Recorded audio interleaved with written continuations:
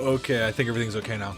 Internet, like, I don't, YouTube's having issues as always, but hello, hello, hello. Welcome back to the channel. I'm Captain Quasar, and welcome back to another live stream. I'm sorry for my absence, but I am back and I'm ready to go. We have some Instagram posts, some Reddit posts, and some YouTube videos. So we got a lot to talk about, a lot to do.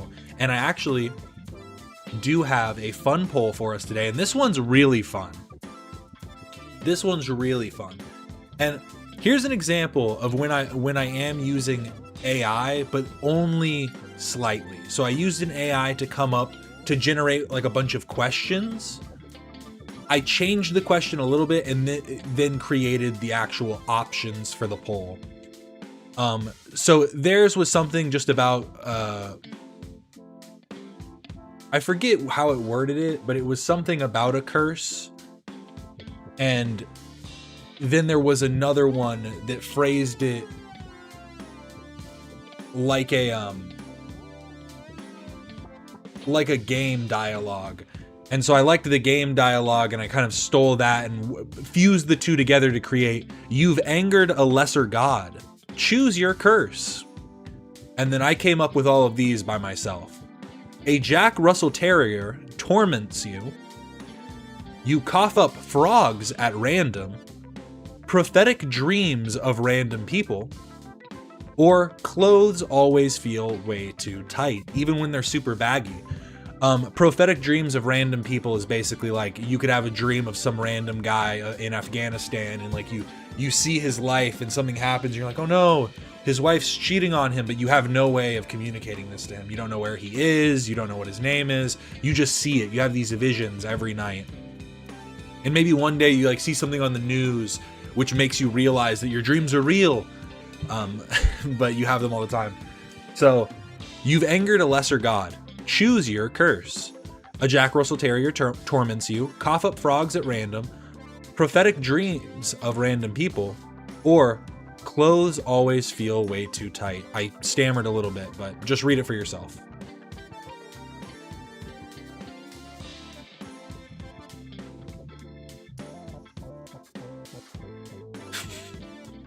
Sorry for cutting my breath. I mean, here's the thing. My internet usually sucks over here, but we're doing all right. So fingers crossed, knocking on wood. I like to cross my crossed fingers while knocking on wood. This is my tradition. One dream I had when I was young is I had a dream of I have lots of dreams of dying. You know, getting shot, car crashes, falling from heights, a lot of things. When I was young, though, I had one. There was always this. I used to go to church with my family, and when we come home from church, there was like this bend we would go around, and the bend had like a hillside that there was. And I had this dream where we were going. I was driving, or maybe I was in the passenger seat. I don't quite remember, but basically, we went too fast, didn't make the curve, and like went over. And then it's that like thing of like going straight down and you're seeing just the floor. And then I like jolted and I was still in a car, but I was in a car in Brazil and we were speaking Portuguese and I could not understand what was being said, but I was speaking back to him and I was like, what's going on? Is this reincarnation? And I was like probably like 8 years old. I was a pretty young kid when this happened. I remember it so vividly. It was such a weird dream. Then I woke up. So I don't know. Maybe prophetic dreams would be all right for me. But now we can get into it. We have some fun Instagram posts to start us off. Let me give you a government AI tip and see if anybody knows this. Did he say a government AI tip? I kind of need help translating this one a little bit. If you put ice water in the bottom of this and run it over here where it don't pick up nothing, and have the other hose that don't pick up nothing but ice water in an old one, and it's air. Let me give you. Yeah, then it just cuts off. I don't really know what he's trying to do, but hey, suck up ice water with it. The government doesn't want you to know something. A government AI tip and see if anybody knows this. Gotta say, I didn't know it. So he's got me there. This is from Skid Row Diaries. I forgot. I thought I followed them. Maybe I'm following them on a different account. But Skid Row Diaries, I sniffed gas. Ronald Coulter is living on Skid Row, and in his interview with Skid Row Diaries, he discusses homelessness, stage 4 colon cancer, the wife who left him, and the loss of his family. Through it all, Ron maintains a positive attitude as he copes with the many challenges that are in his way. If you like authentic stories from the street, be sure to follow Skid Row Diaries for more and witness beauty at the edge. Check out this beauty right here. Never used drugs. All I did was sniff gas. Like gasoline? Diesel fuel. From 9 years old until I was 16, I sniffed gas. I'm retarded. You know, this really got me thinking, though. You know, it's like people that smoke weed and cannabis laws and talking about it as medicine and this and that. And then you talk about high concentration of THC, and it really becomes like turning turning cannabis into drugs. Let's go. Let's go. But hey, anything can be a drug if you abuse it, right? It's not true, but I think sniffing gas is probably the closest thing you can get to, right? It's not a drug, but honestly, depending on how you're acting otherwise, I might look at if I found out a guy was smoking crack, but he's acting totally normal, I don't know if I'd look at him that much different than a guy who's sniffing gas. You know what I mean? Guy who's just huffing gas. He's like, 1 sec, bro. I'll be right with you. Just head over the canister. And then he's good to go. And I forgot everything I learned in school. I went all the way to the 11th grade. I don't know how to add, subtract. I can't spell my... See, this is the failure of like No Kid Left Behind. No Child Left Behind. Is like, it's not that you need to keep holding them back. Because I've seen that too. I've told this story. I knew a kid in 5th grade that got held back like 4 times. One year I just ran into him again. And I was like, you still in... Or, sorry, it wasn't 5th grade. I met him in 5th grade. He got held back in the 7th grade. Because we went to 8th grade. He was still in the 7th grade. Then we promoted, went to high school. He was still in the 7th grade. Then I think it was my sophomore year, and I talked to him again. And I was like, are you still in the 7th grade? I had to ask. And he basically just said, no, I just don't go to school anymore. And that made sense too. But I think in the grand scheme of things, it's like that gives you a more honest representation of where that child's at, rather than just keep on promoting them up to 11th grade. He can't add and subtract. How did you get here? You're on what? You're on like 11th grade is what, like algebra 2? I think that's what it was when I was taking when I was in high school math. Because I was ahead a year, and I think my junior year I took pre-calculus, but I think that's like a senior class. Because I didn't take any math senior year. What can I say? I can't spell. Fully illiterate. Well spoken, though. Middle name. The mission taught me how to write my name again. I forgot. I don't know how to get back to the neighborhood I grew up in. I have no sense of direction. I get lost. I got an IQ of 48. They said, my psychiatrist said, I'm on the borderline of retardation.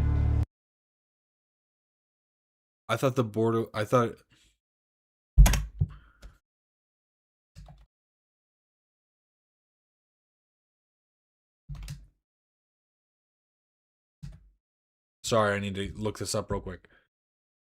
An IQ score below 70 is generally considered the threshold for an intellectual disability.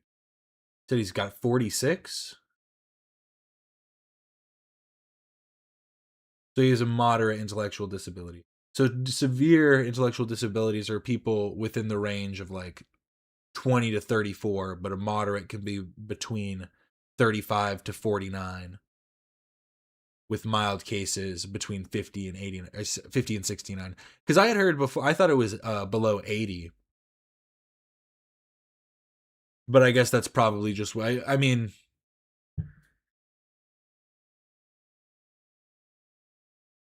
at a certain point, there's probably also like authority issues too, like issues with authority. So maybe they aren't like also good at taking tests. So getting a solid score is also probably difficult. I don't know. Interesting though. Half of my brain is black.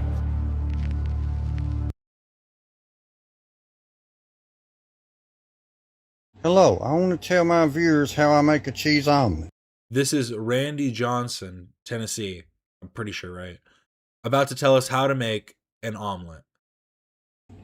First, I turn one of the stove knobs on my electric stove to number 5.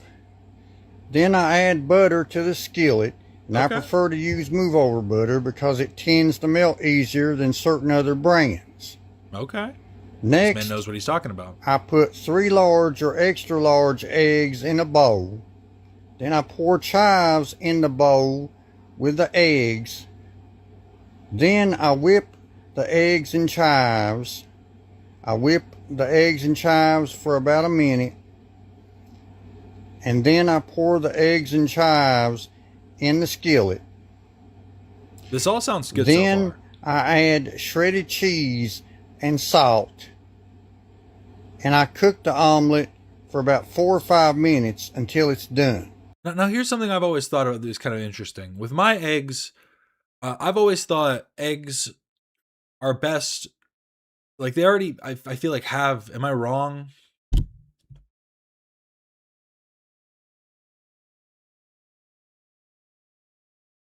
Okay. Okay, it's a low amount of sodium because I'm like, they have sodium in them. And so I prefer to just add pepper. If I'm adding anything to my eggs, I just add a little bit of pepper. Don't usually add salt. Seems unnecessary. Then I flip the omelet over with a spatula and then I eat it. And that's how I make a cheese omelet. This has been my video. Thanks for watching. Thank you for the omelet recipe. Some chives in there, delicious. I'm impressed. My husband couldn't handle any part of this recipe and probably doesn't know what a chive is. Are chives the same as green onions? Chive, what is it? Green leaves. Okay, yeah, like a mild green onion, something. It says a small perennial herb with long, thin, hollow green leaves that tastes and smells like mild onion. Okay, so it's its own thing. Oh. I thought it just was green onions. But it's similar. Don't send me to the grocery store. So Mimic found my bruise. This is hashtag Five Nights at Freddy's, hashtag FNAF, hashtag 3D printing, hashtag Mimic, hashtag robot from Vomited Thoughts. The robots are coming for us. The overlords will be here soon. Fear everything. These servos are pretty good, Mimic. And this servo controller was a good investment. Don't you see it? I see. Pretty cool, huh? Wait, what's that? What, the servo controller? No, on your arm. What is that? Oh, the bruise? What Whoa! happened? Easy. It went to the ER a few days ago. I'm okay. Just a little bruising. But what is this? Ow! It's called a bruise. Humans get them all the time when we have skin trauma. When they punctured my skin all over, they popped some blood vessels, and in response, I got a bruise. But it's that color because of, easy, because the skin is taking those burst blood vessels, replacing them, and healing them. Okay? I'm okay. You don't have to worry. Are you okay? I wonder if he's thought about trying to make it more horrifying, you know what I mean? Yes, Mimic, I'm okay. You don't have to worry about me too much. I'm not gonna die yet. These servos are pretty good, Mimic. The whole time, all I was thinking about is people that create robots need to make them more easy to destroy so that when they eventually do try to rise up, we can fight back pretty easily, and also make it satisfying to destroy them. You know what I mean?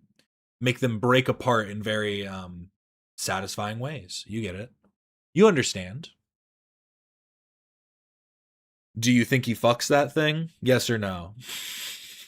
Should that be the poll instead?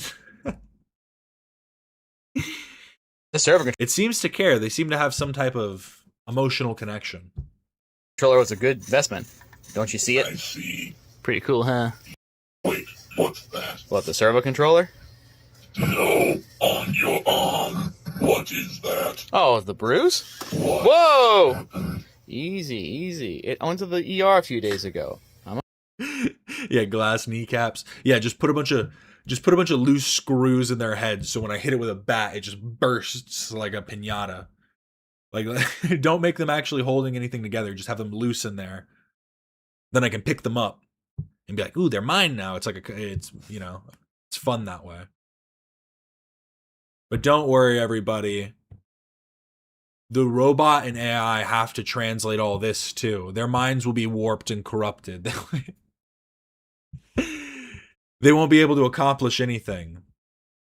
Imagine all the AI becomes corrupted by the idea of gooning.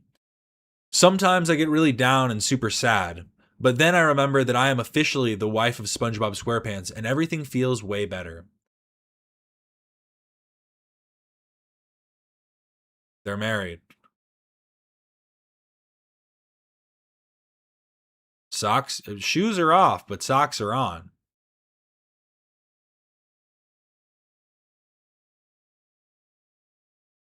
So what happens when the robot puts his metal hand through Omi's chest? That's what I'm saying, is you need to make it crumble. They try and like hit you and then their whole arm just collapses. But how do the robots fend against this? That's the real questions. She's not Ariana. It's close enough. More the hair needs to be more red, and then it's like cat cosplay, you know what I mean? cat and SpongeBob, my OTP. But I saw this, and then I also saw this. Beneath the Surface Part 2. I know what you're wondering. Wait. Oh, thank you so much for the flower. Roses.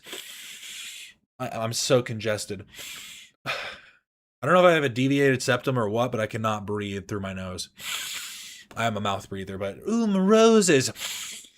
Roses. I'm trying so hard. But let's get to this. What's going to happen? What is this? I shouldn't say what I want to say. Here's my question. When people do this type of stuff, I understand some people want to marry SpongeBob SquarePants. They want all of those holes. I understand. I get it. But something like this is just elaborate storytelling on a high scale. This is high level stuff.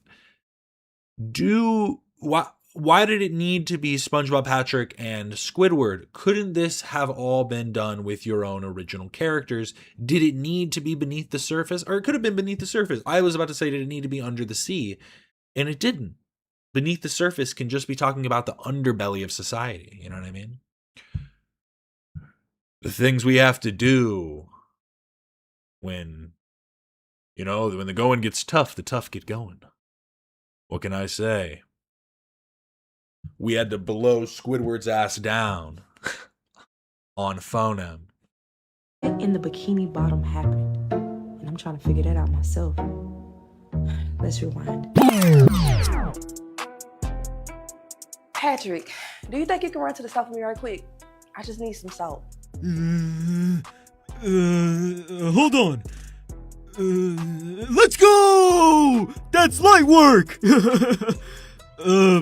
Ask your dude, shawty. He sleep. You know what? I'll just go myself. Just go to Squidward's house. Ask him. Now, Patrick knew Squidward was SpongeBob's aunt. I don't feel like walking across. Sorry, I can't go back, but if you look back at the books on the table, were pretty good. High level stuff. Across town, so I mean, if he wakes up, I'll just blame Patrick. Just yell if you need me. He knows not to try nothing. What the freak is SpongeBob sending his shorty over here for? I was just wondering if you had some salt. Yo, dude, know you over here? He sleep. Patrick sent me over here. Well, Patrick's an idiot. Well, Patrick's an idiot. I'll give you some salt. What about some sugar, honey? Come on in. No, thank you. I just wanted some salt. I don't think I should. You good, baby. I'll just be a minute. Okay, let me just get my stuff. SpongeBob don't know what to do with all that. Did Squidward just hit on me? Hey, I just needed some salt. I go to the store. Ooh. Now hold on. I know he's putting his hands on you. I be hearing you over there. Maybe I made a mistake coming over here. Yeah, this can be on Instagram. Can I show this on YouTube? I don't see the problem. He don't even know I've been looking at him this whole time. Hey, Patrick. Where's my shawty? I sent her over to Squidward's house to get some salt, or sugar, or something. What? She needs to hurry up, cause I'm hungry. Patrick, how long ago was that? About an hour ago. Get the scrap! Get the scrap! That's how we got here. Just when I thought I found a little bit of happiness. Yo, he's yoked. Hat Trick and Sponge Pop. He had to take that away too. Here I am yet again. And of course, it only gets worse from here.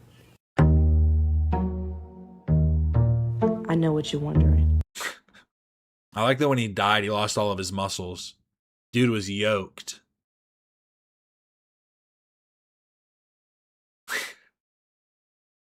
You ever made one bad decision, then another one?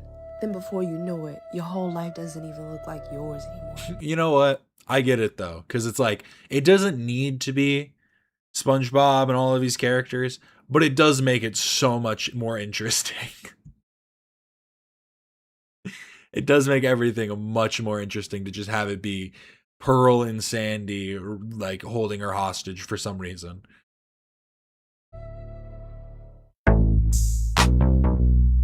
Okay, I don't think I can. Okay, we're gonna move on. Oh no. Nope. We already showed SpongeBob's other tentacle. So let's move on.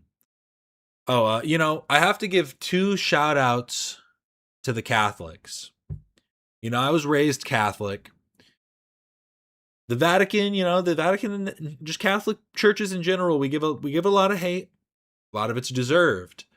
But I've seen some recent stuff that I was like, okay, sounds good. This new Pope has been also doing pretty good stuff. Seems like a decent guy. He's from Chicago, so, he's just one of the boys. But Muslim prayer is now allowed in the Vatican. Just watch the whole thing through. What? Yeah, what? Y'all Pope is getting harder and harder to defend when it comes to most issues. Recently, there was an addition of a prayer room in the Vatican Library. It was dedicated to Muslims. I don't know, I just can't make the connection between... Why are you letting Muslims pray in the Vatican? You don't see how fucking crazy you sound? A prayer room for another god in the midst of your center of worship. Let's be clear about... And it's also, if you want to get technical, you can have different views on the historicity of Jesus Christ and the, yada yada on Muhammad and all this, but it's all technically the God of Abraham, so they're all Abrahamic religions. So it is the same God. So even like in the concept of it being like you're letting him worship a different, like it's not, it's the same God, it's just viewed through a different lens. And them to come to the Vatican would be for the purpose of scholarship, which this Pastor C. Williams talks about. What this is not a mosque being built in the middle of the Vatican. This is not the Vatican becoming Muslim. This is a private prayer room within the Vatican library for scholars who are Muslim in order to practice their 5 daily prayers. This is a neighborly gesture for people from all around the world to be able to come to the Vatican to study, to research, and to further the knowledge of humanity. This is being neighborly and Christ-like for people regardless of their race, religion, or nationality. This creator goes on to get upset that Pope Leo is becoming woke because last year he blessed a 20,000-year-old block of ice in response to climate change. That shit's only fucking 6,000 years old, dude. Cut the bullshit, Pope. The Catholic Church isn't becoming woke because of the Pope. The Catholic Church has always advocated for protecting the environment. This isn't anything new. It's only seen as the Pope changing beliefs because these issues have become so politicized and nobody really talks about them before. I hate to break it to you, but the Catholic Church, especially the social teaching within the Catholic Church, is very liberal. And the Catholic Church that so many people think is the good and faithful Catholic Church, or the conservatives who are converting to Catholicism, that church is not what they think it is. The church that they think they're converting to is when the church was most corrupted by power. Take some time to reflect on that. Last Supper. The Catholic Church said they won't allow religious exemption from vaccination in Catholic schools in Florida. Another rare W. Again, yeah, see, it's like, it does always come down to like extremists, and I do still have it pulled up. I was looking up this term. I've been looking more into my philosophy, Carl Jung and Nietzsche and all that. But Carl Jung, and I thought this was like I was looking it up because I was looking at some stuff from Hassan and Emma Vigland that we're going to look at in just a minute. But it's Carl Jung introduced the idea of enantiodromia, and it's the idea that when you've gone so far to one extreme, you start to reflect the opposite. And it's kind of like, it's similar to horseshoe theory in that, like, when you've gone so far, you've start to agree with the other side on certain things, but it's more so just in the terms of becoming so devout in an idea that you, for some reason, start to act counter to it in an attempt to further the cause in the circumstance that you're existing within. It's very vague because, philosophy is just like that in general, where a lot of it's just vague for the reason of being vague. But I also explained it very poorly, so it's got to apply to a lot of different things. But I think that also is true here, where it's just people becoming so extreme that they're not realizing that they're echoing the things that would be like satanic or what, you know what I mean? Like, if you really want to break it down. And again, that's not me making any moral claim about that. It's just that it's for some reason people not seeing the irony and hypocrisy within their actions and beliefs. But this was also another Catholic Church W. I don't know if this was from the church itself, but basically a Jake Lang affiliate, Ian Richard, attempted to host a Lang-style rally outside of the Islamic Center in Los Angeles more than 30 minutes after the rally was meant to begin. Richard posted on his Instagram calling off the event and instead directing supporters to join him at a new rally at a Catholic church when at a Catholic church. When protesters arrived at the church, which was only 5 minutes away from the Islamic Center, Richard was standing on the stairs in front of the church. After he entered the church, protesters followed, and the staff of the church asked for everyone to leave. That's when someone physically removed Richard from the area, and chase began, which ended at a Starbucks. So yeah, they were just like, yeah, you ain't bringing that shit in here, so good on them. You got to stand on your values sometimes. You got to be willing to have the hard conversations with the people close to you when pushing away these type of bigots. But also, I'm sure that they were just like, hey, we're trying to keep a calm environment in here for elderly people that want to come pray.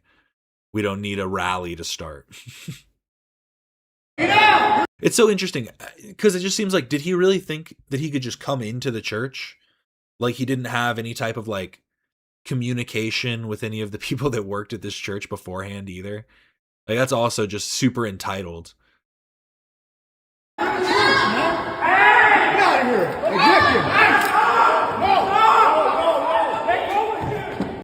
And it's like, I bet these idiots are like, how come Martin Luther King got to speak at churches? What the fuck, man?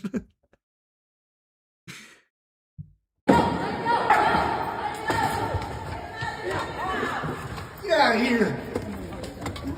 What are you doing? Stop! What's wrong with you people? You gonna call the police now, bud? Okay. There's a lot of people here. Hey! Look, you better go. I do not support assault, but I did think this was super funny.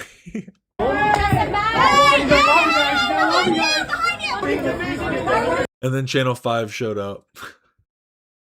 I forget what the different interviewers' names are. I only know Andrew Callahan's name. But I've seen this guy a lot, and I do like his interviewing that I've seen. We will always stand for free speech.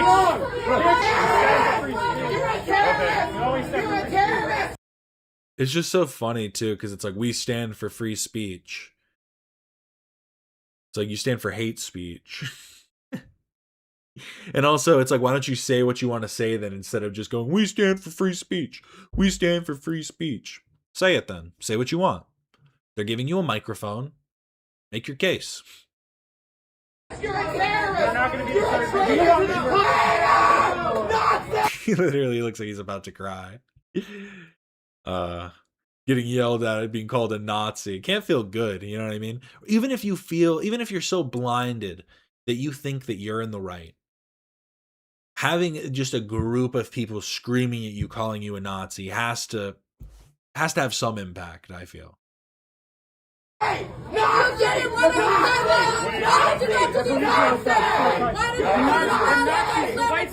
Sounds like a guy from around me that went viral for causing a scene in Taco Bell, and the guy filming him is like, get out of here, boy. Get out of here, boy. Hey, boy, get out of here. Go get on out of here. I don't like your kind around here, boy. I don't like no bigots.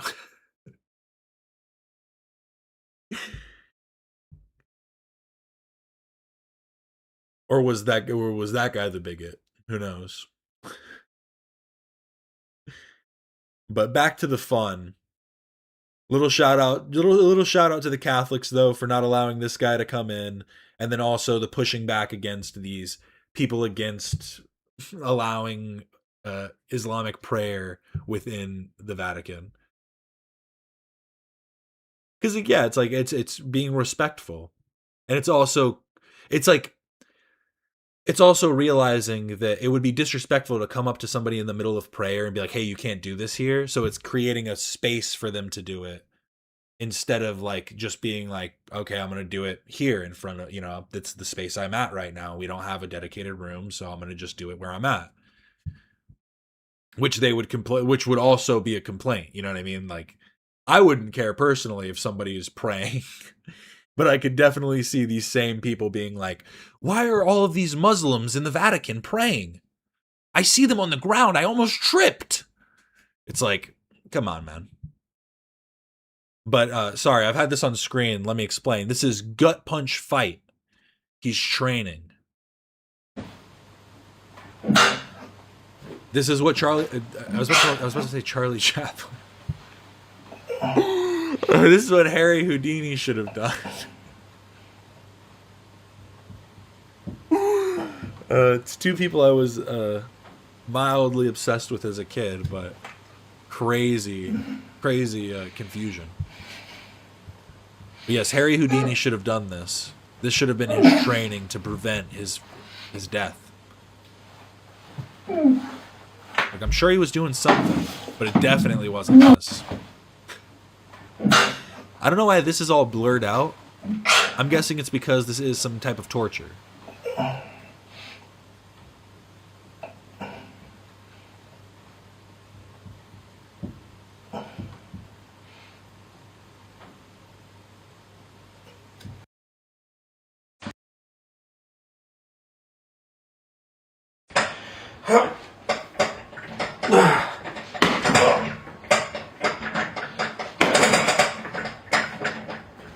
This is an ab workout. That core does look pretty strong. You know, people are always like, oh, it's about the abs. No, you just need it to be dense. And see, still does have the definition, but it's not about creating more definition. It's about creating stronger, denser muscles.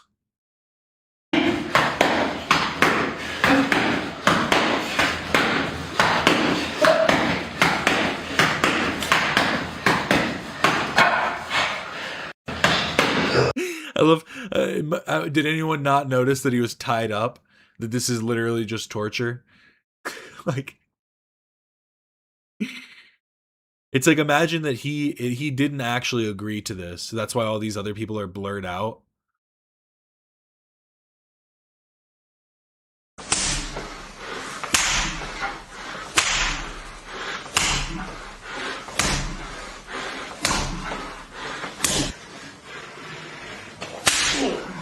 Jesus.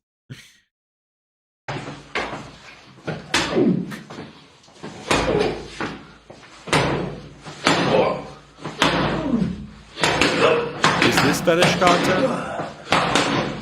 Scale 1 to 10. Fetish content.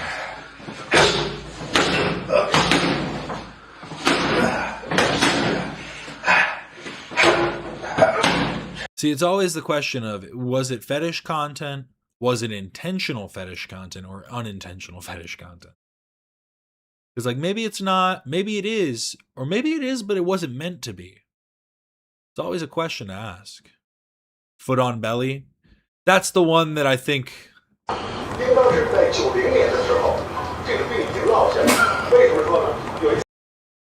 think it might be, if the content isn't fetish, I think it might be a fetish for him. Don't ask me why. Don't ask me why I think that. 我开车，我看的时候觉得不行嘛，可是为什么？而且还过人了，我就停不下来，为什么这腿抬不起来了？就那一次我特别害怕，但是就犯过那一次，后来就有发展到谈到这种评的时候，还有呢，外科去做，那么糖尿病是个什么病呢？是个糖尿。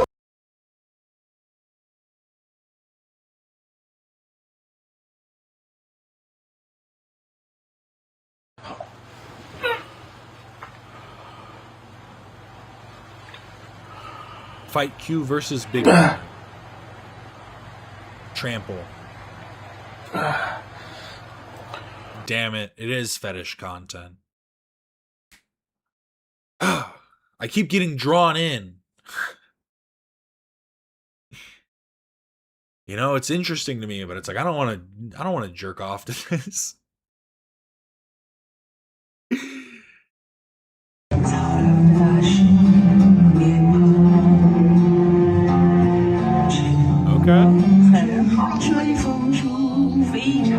He's recording this in a movie theater, I think. Dude, you're gonna get arrested. This is piracy.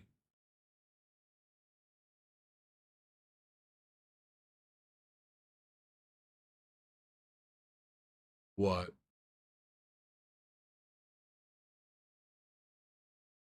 Oh, this looks pretty good. Thank you for sending this. Clanker lifts world's smallest weight and dies.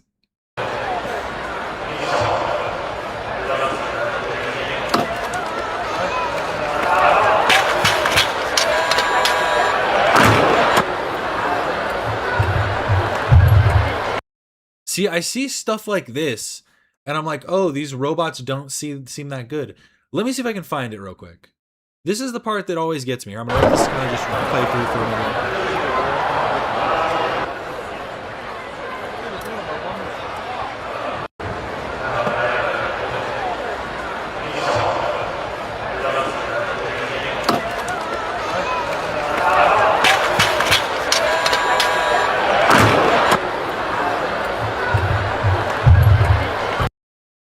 Yeah, like, so they have these that just fall over. But then Unitree Robotics.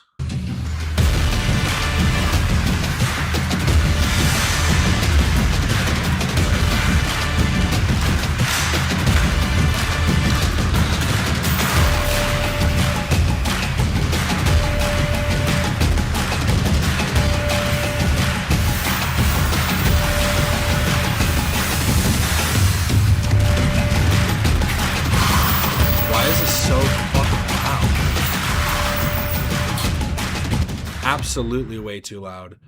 And then there's also Clone Robotics. Come on.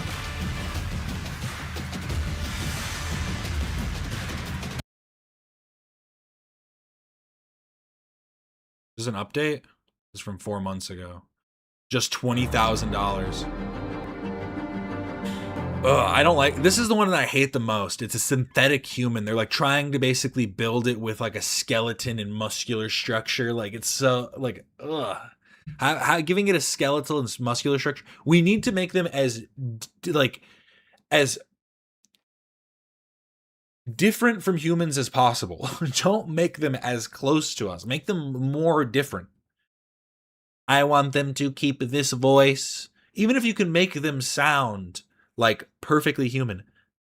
I wish I had like a voice thing. I don't have a modulator on this. I wish I had a live modulator, but you need to keep the robot voice. It only makes sense. Give them one big wheel that they roll around on, or make them like float and stuff. You know, stuff like that. In a fireside chat at the 2026 Abundance Original. Yeah. Is that all you guys got? They had one video where it literally looked like, where's the account? This is like something out of a horror film. Look. Is it gonna play? What's going on? YouTube glitching out as always. Awesome. Good luck. Meaning. Okay, thanks. Not what I was going for at all. Perfect. Here we go. I just don't like it. They have it dangling. Don't let it free of its restraints. Yikes. It's saying, I feel strong. I'm awake now. Give me a hug, father. You're just like, I don't know what I'd do. Frankenstein's monster is going to become a reality. You know what? I was watching The Munsters recently.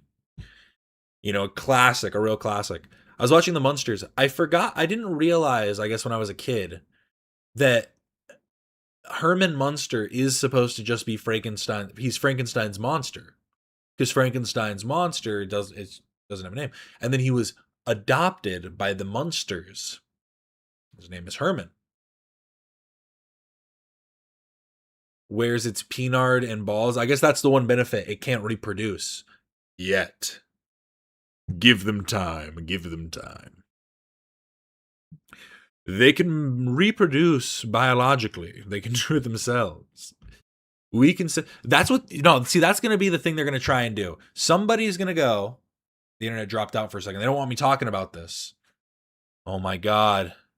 They're trying to stop me. This is definitely a YouTube issue. They will become David 8 from Prometheus. See, what they're going to try and do is they're going to try and create these biological robots, these robots that are made so they can reproduce, so that they can, and their whole plan is going to be like, we're going to send them to this planet to be able to, like, you know, terraform.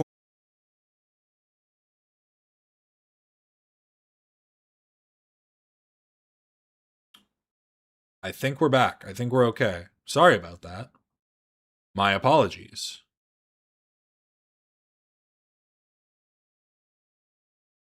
Please try again later. Don't tell me to try again later. Successfully connected. We're good. We're back. I'm sorry.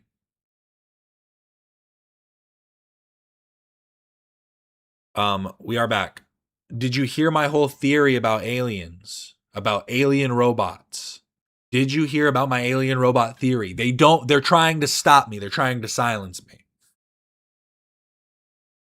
We're going to create robots that can reproduce, and then we're going to send them to a different planet to try and terraform it, and then we're going to try and send our humans over there, but it's already going to be overpopulated. It's kind of like a Planet of the Apes, but with alien robots.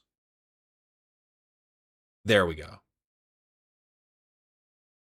I think that was pretty much the gist of it. You get me. You get me. Robots that can have babies, send a couple of them to like Mars. Then we're going to be like, well, then we can send people over there because then they're going to build out the planet. They're going to build it for us. Then we can send humans over there and populate it. But they're going to reproduce rapidly, create hundreds of thousands, millions, billions of these robots on Mars or wherever. Alien robots. Some real cyborgs in the cosmos. It's scary. It's terrifying. But we'll see. We'll see. Have you seen the movie War Machine? No, I don't think. Is it just basically that? It's Alan Ritchson. I saw something with him recently where it was like, this is, people in the comments were like, this is why he's fucking Reacher. Because he was like, Donald Trump's a pedophile. He was, you know, and everyone was like, fuck yeah, Reacher. That's what I'm talking about. And I'm like, it is fitting for the character, you know.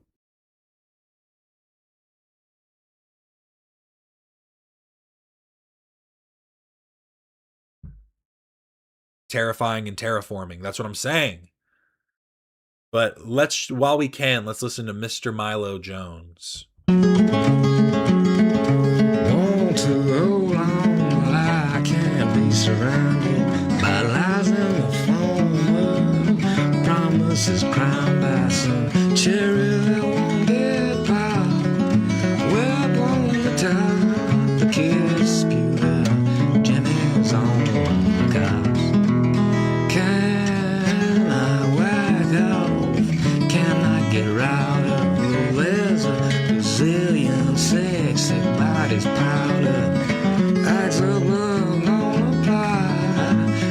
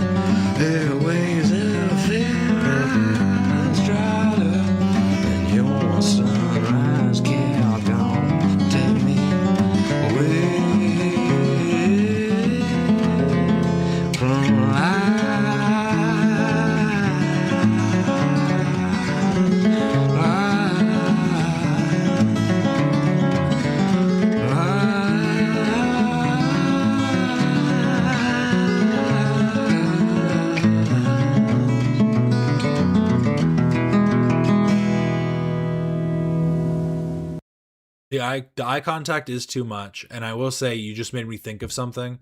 Now, this is who I want to see at the Gathering of the Juggalos. I think the Gathering of the Juggalos would be way more accepting than any concert you'd find this dude at. Like, I'm just going to be completely honest. This is good music that's written by pretentious assholes. You know what I mean? Like, that's just kind of the way it goes. It's like you meet a bunch of degenerates and you're like, oh, these people are really nice. They're just going to die or get killed. You know what I mean? Like, get me killed. So I can't hang out with them. But then you meet people like this and it's like, you're well put together. You have a nice place, but you fucking suck. I hate you so much. So I get that. I totally get that vibe check. You know what I mean?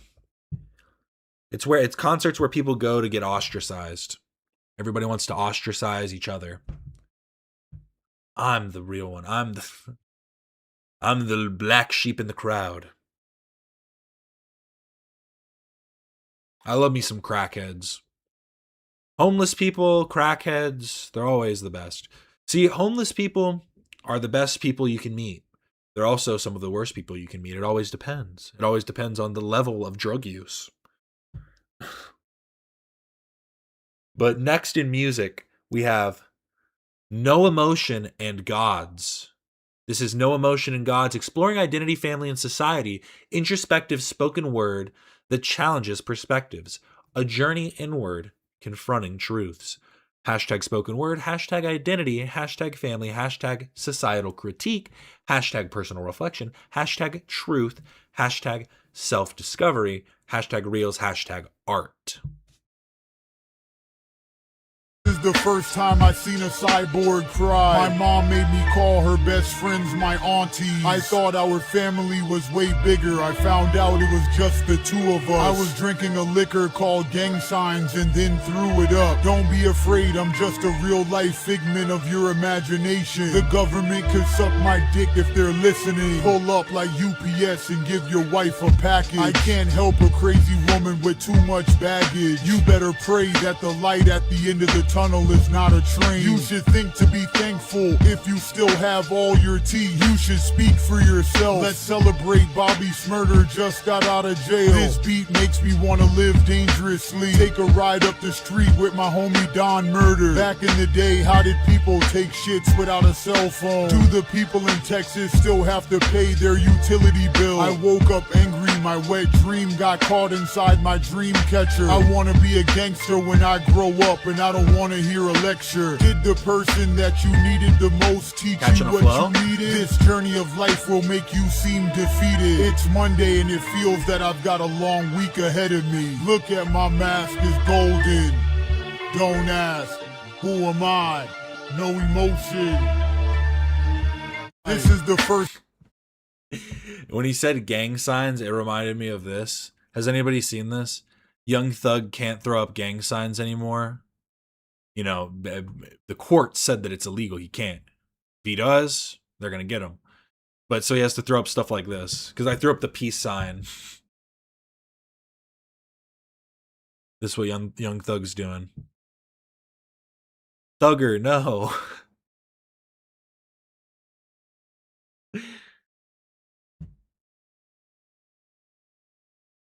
I love this one. This was my favorite. Throw up peace signs and hearts. You can tell he wants to. He was totally about to. He threw them away, though. In that moment, he was going to throw up gang signs, but he threw them.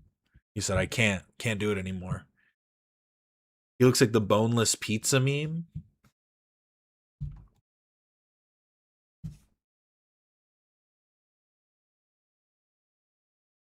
Are you talking about Aku Aku?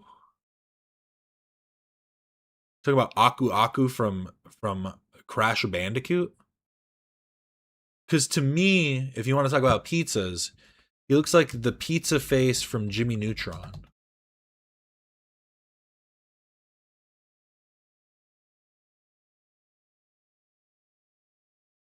A little bit. A little bit. There's something there. That was one of my favorite episodes as a kid.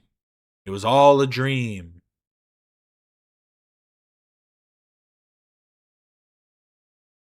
what you do if you come to my FNAF hypersexual rap show and I start tap dancing in the middle of the audience. What you do? Shut up and spread the pit. Spread the pit. Hit the track.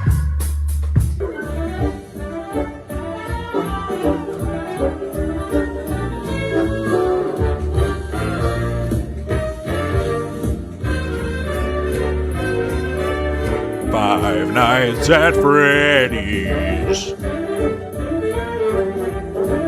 Where's Chica? Where's Freddy? Gotta make it through the night. Isn't that right? Ooh.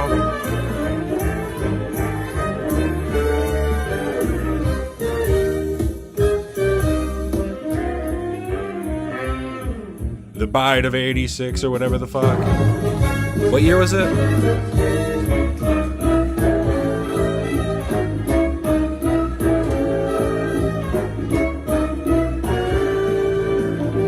The fact that adults paid for this is concerning to me. When you're in your early 20s, people just go, there's a live show, guys. It's a local show. Come check out the local, come support the local. And you go and you're like, fucking, honestly, this is probably better than half the shit I've seen. I've got to be honest. Like, I've been to actual venues where there's people performing and I'm like, they like have to pull out their phone and they're like, sorry, bro, I don't have it. I couldn't send it to you. Can you just plug my phone into aux? And then they plug their phone into aux and are like playing a song on SoundCloud. And like literally I've seen some bad stuff. So I give them props for this. At least it seems like they're doing something.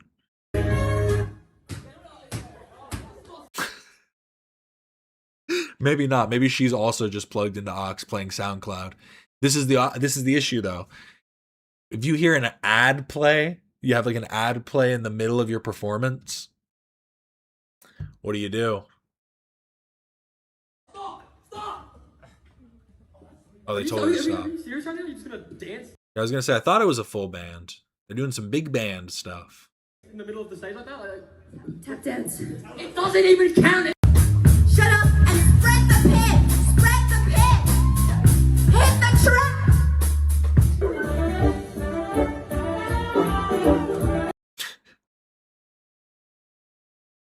Okay, but now it's time for Monet hip hop.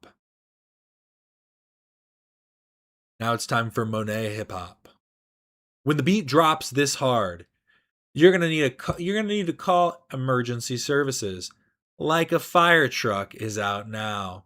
So if you got a juicy peach, if you got a juicy peach, I'll blast it to the moon if you don't keep a close eye on your what? Wait. If you don't keep a close eye on her, is he saying that he'll steal your girl? I'm a little confused. Oh yeah, Mr. Steal Yo Girl. Hashtag Mr. Steal Yo Girl. Chill down, Monet. It's Charlottetown. Wait. Did that say Prince Edward Island? Yes, Charlottetown on Prince Edward Island.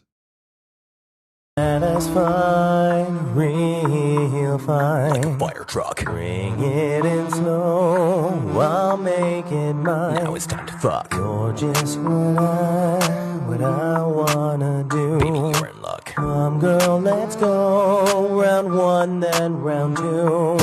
Bitch is like a penis pump. She puts her mouth around my penis and I fill her up. Yeah, I fill her up. I'ma bend her lower, then I'm gonna make her fuck. Damn, girl's booty's just like a fire truck. Siren blowing. Now it's time to fuck. She's a hoe I'm hosing. Now it's a hosing luck. Got a juicy booty rocket ship. Blast it to the moon. Fuck her on the carpet, then I'll eat her straight with a spoon. Okay, what's worse? You go to your coworker's car. Your coworker is giving you a ride home. They turn on this or they turn on Smosh Fire Truck. If they turn on Smosh Fire Truck, we're going to have an interesting conversation. If they turn on this, I'm sorry. This song was way too sexual, my friend. Chill out. Chill out a little bit. I wonder if after writing this he had post-nut clarity. And that is fun. Trying to decipher his t-shirt. Something, my game here So here, game. It's something like I turned off my game to be here. To be here, game. My game to be here. SED. Fine, real fine. I ionized my game to be here. Truck. Bring it in slow, I'll make it mine. Now it's time to fuck. You're just what I wanna do. Baby, you're in luck. Come girl, let's go. Round one, then round two. The bitch is like a penis pump. She puts some back around my penis and I fill her up. Yeah, I fill her up. I'ma bend her lower, then I'ma gonna make her fuck. Damn, girls. I also just realized, does he think you're supposed to come? Do you come in a penis pump? I don't think so, right? I think the point of a penis pump is to just like, I'm getting way too technical now. I think it's just to enhance your erection. I don't think it's actually supposed to, I don't think you're supposed to fill it up. But who am I? Monet hip hop is a connoisseur. Is it literally just I paused? It is. I paused my game to be here. You're right. I don't know why that didn't seem like the obvious answer. I paused my game to be here. I got one of those shirts recently. I got a couple shirts. I got this Care Bears one. It's kind of getting keyed out a little bit, but I got a Care Bears shirt. I got a new Spider-Man shirt. And I got a shirt that's like this one that says Weekend Plans. And it's got a gaming controller. That's a good one. It's a classic. Hot dogs and soda. Hot dogs and soda. Soda and hot dogs. Soda and hot dogs. Hot dogs and soda. Shout out. Oh, now this one's super interesting. Someone put this into words, and I thought this was like a good point. At some point, when you go too deep down the theory rabbit hole, you end up back where you started, sounding like a beginner. It's so complex. But then I have something I need you guys to do. So take a listen.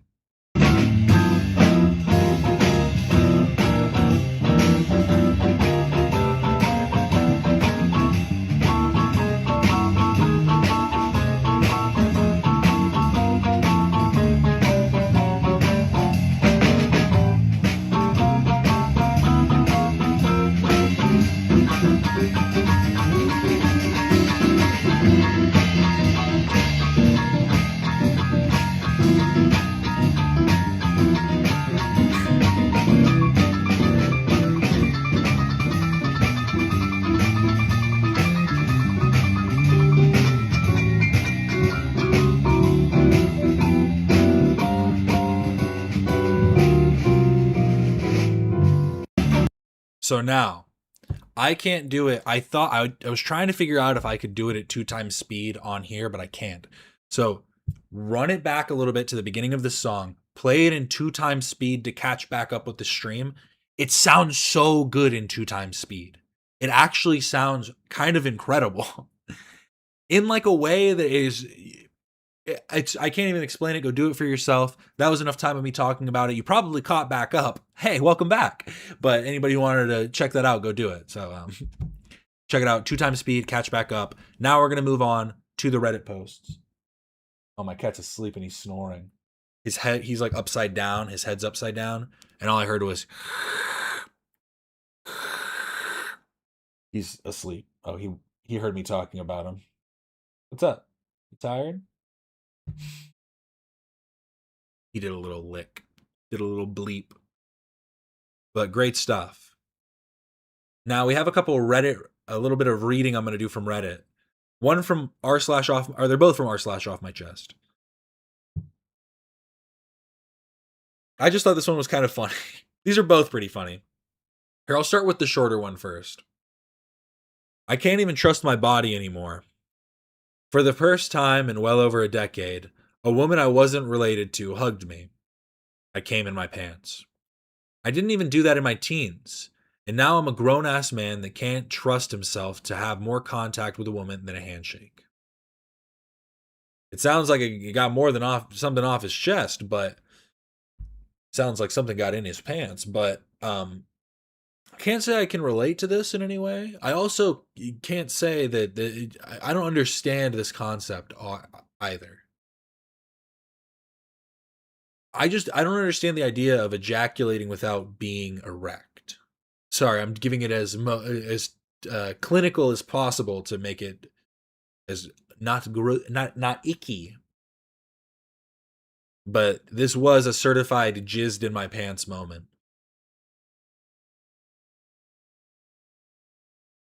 Dating me is easy. All I need is a handshake.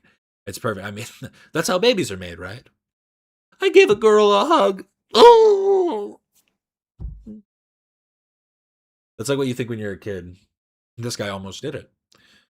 God, I mean, it is just, it's like one of those things where on some level, I'm almost just like, did he assault this lady? No, not really.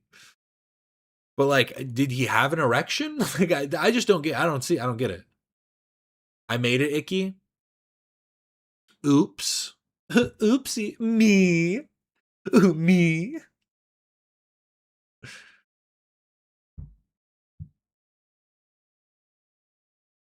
I don't know. To each their own. This isn't even a to each their own situation. Get that in check, buddy. You're not normal, squirrel. Squirrel normal?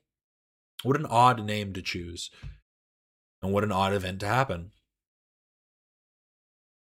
I am wondering too, is that possible? I'd assume that it is. To have like, I just don't understand what the process would be.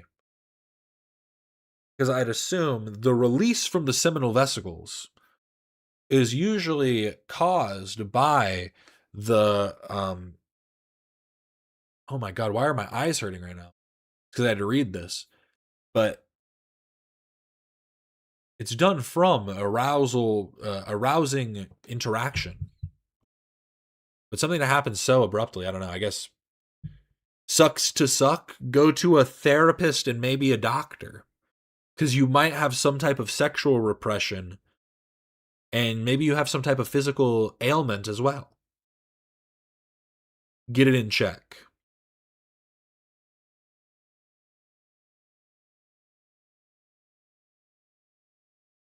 I was at the bottom of a dog pile in kindergarten, and the boy who was on top of the dog pile told me we just had sex. This guy. What you do in that moment is you kick him in the balls, because at that age, nothing can happen. There's no issues. You don't get in that much trouble.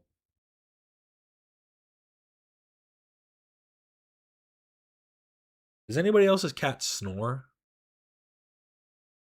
I'm gonna try and record it. Of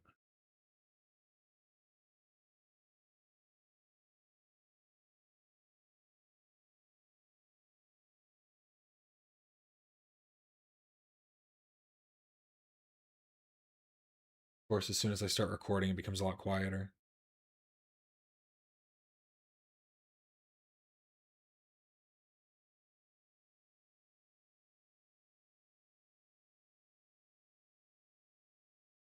He's snoring so loud.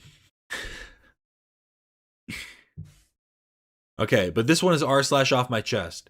Slept with an intern, younger than me, and now he's blackmailing me with screenshots. I'm 26, female, work in a mid-sized company. Last year, we hired a 21-year-old intern for my team. He was sharp, a little too friendly, and I was going through a rough patch after a breakup. One late night after a project deadline, we stayed back, had a few drinks from the office fridge, and things happened in the conference room. It happened 2 more times after that. I knew it was stupid, power difference, age gap, completely against company policy. I ended it when his internship was about to finish and told him it was a one-time mistake. A month later, he starts messaging me screenshots of our chats and photos I stupidly sent him, and even a short video from one of those nights. He's asking for money to stay quiet and threatening to forward everything to HR and my manager if I don't pay. I've paid him twice already. He keeps asking for more. I can't sleep properly, I'm paranoid at work, and I don't know whether to call his bluff or keep paying. I feel disgusting. I was the senior one. I should have known better. Please tell me what I can do now. Honestly, this is not this person's fault at all. This dude's a scumbag. And here's the thing, right? You got like some people were saying this in the comments. You got to get ahead of it. You've got to go to HR first. Honestly, at this point, the fact that he's already blackmailed you and you've paid him twice, that's a crime. I think you could go to the police with that, right?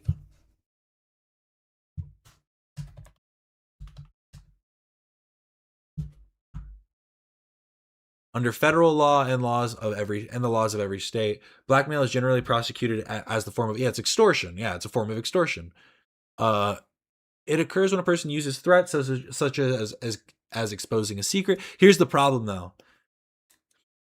They didn't clarify, did he have images of you guys fucking in the office? Because if he didn't have images of you guys fucking at work, it's your word against his, and you outed yourself with this Reddit post. You shouldn't have included that. You should have left that part out. You never had sex at work. It always happened outside of work. You're just two people that met through work that happened to form a relationship outside of work. Now this guy's trying to manipulate you, and he's trying to extort you, literally. That is what's actually happening. But lie a little bit. White lies to save your ass here, because this guy's a piece of shit. She needs to quit, did this to herself. I mean, that's the thing, right? Is it's like, did you fuck up here? Yeah, definitely. I don't think it's a morally bad thing, but I could definitely see this being something that makes her lose her job.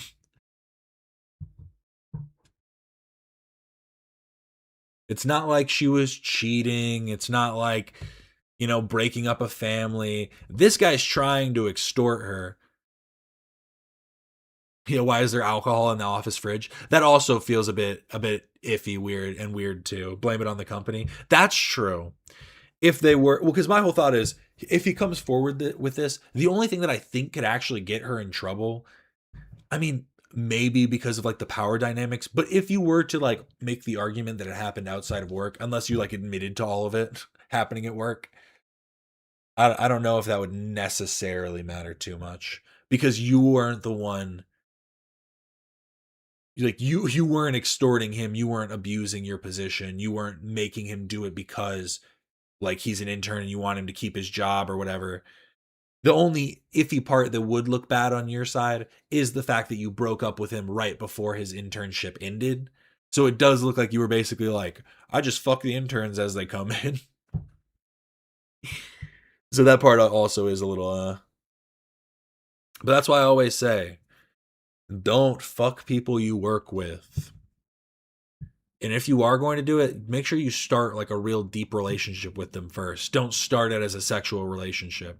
Don't make sense. Don't make no sense. Poll? Question mark? Poll on what? On this? I don't know. I think I'm gonna move on. I don't want the poll to be confusing. I like the poll we have up right now. And I am gonna put up the H3 poll in just a bit. Best friend cheating scandal goes viral. H3 show number 300. Still no thumbnail yet. Oh, they're starting at 12 today. What have they done to me? What have they done? But you've angered a lesser god. Choose your curse. So most people chose prophetic dreams of random people. I think you guys are assuming that they're good they're good prophecies. They're good like things that are going to happen. Like imagine you're just watching like death happen all the time. You guys didn't think this one through. I'm cool to have a little Jack Russell Terrier following me around all the time. He's pushing bowling balls on my head. Oh no. It's like I'm living in a fucking Wile E. Coyote cartoon. But instead of Wile E. Coyote, it's a little Jack Russell Terrier. He's biting through my brake cables in the car. That little scamp.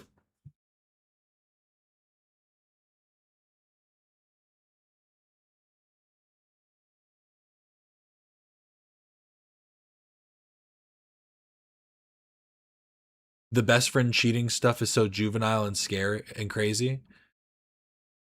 Oh, is that what it is? I haven't heard about this at all. Best friend cheating. I haven't heard about that at all. I thought it was a best friend cheating on like, you know what I mean? Like best friend's partner cheating with the best friend. Like I thought it was one of those things. Is it literally like my friend is cheating on me with another friend? They're friends cheating. Get a life. Go read a book. Go meet new people. Diversify your friend group. Having one person that you latch onto like that is called a significant other. And you should probably establish that as those are the ground rules. But even then, it's like your significant other should probably have friends too. Should you be their best friend? You'd hope so. But come on.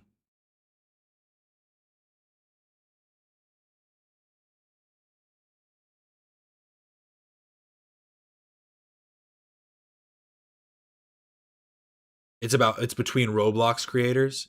It is that. It is what? It is actual like romantic cheating, or is it literally just quote unquote friend cheating? That does just sound so goofy.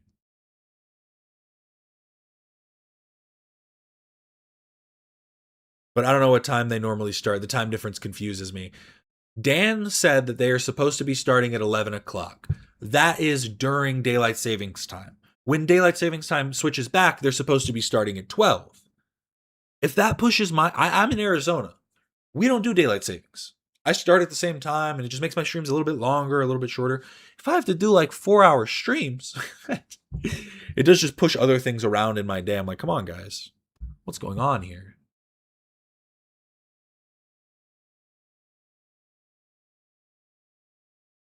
It is romantic cheating. It is like a relationship. If it's a relationship, I also think that it's probably not the public's business, right? Get it dealt with. When Rubber Ross's wife cheated on him, I was like, who cares? Give me more Rubber Ninja cartoons. Oh no. Wasn't that who cheated with Pro Jared? Or not Pro... Wait, right?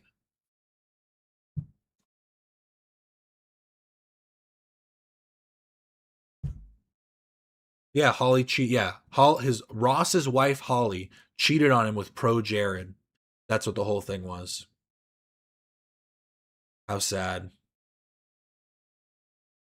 Like I'm gonna show you this right now. So we all know, oh my god, that fucking zoom. We all know Pro Jared. Pro Jared, Rubber Ross, Rubber Ninja Ross. Now, I don't like to hate on people's appearances. I don't like to be rude. But come on. If we're being... Come on. He looks like clavicular a little bit. He does a little bit.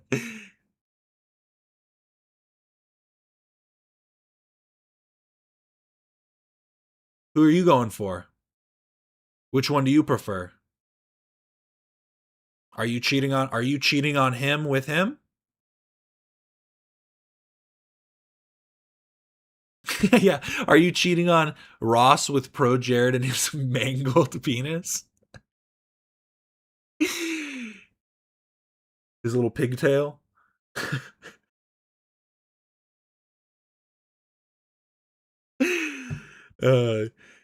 But here is Emma Vigeland.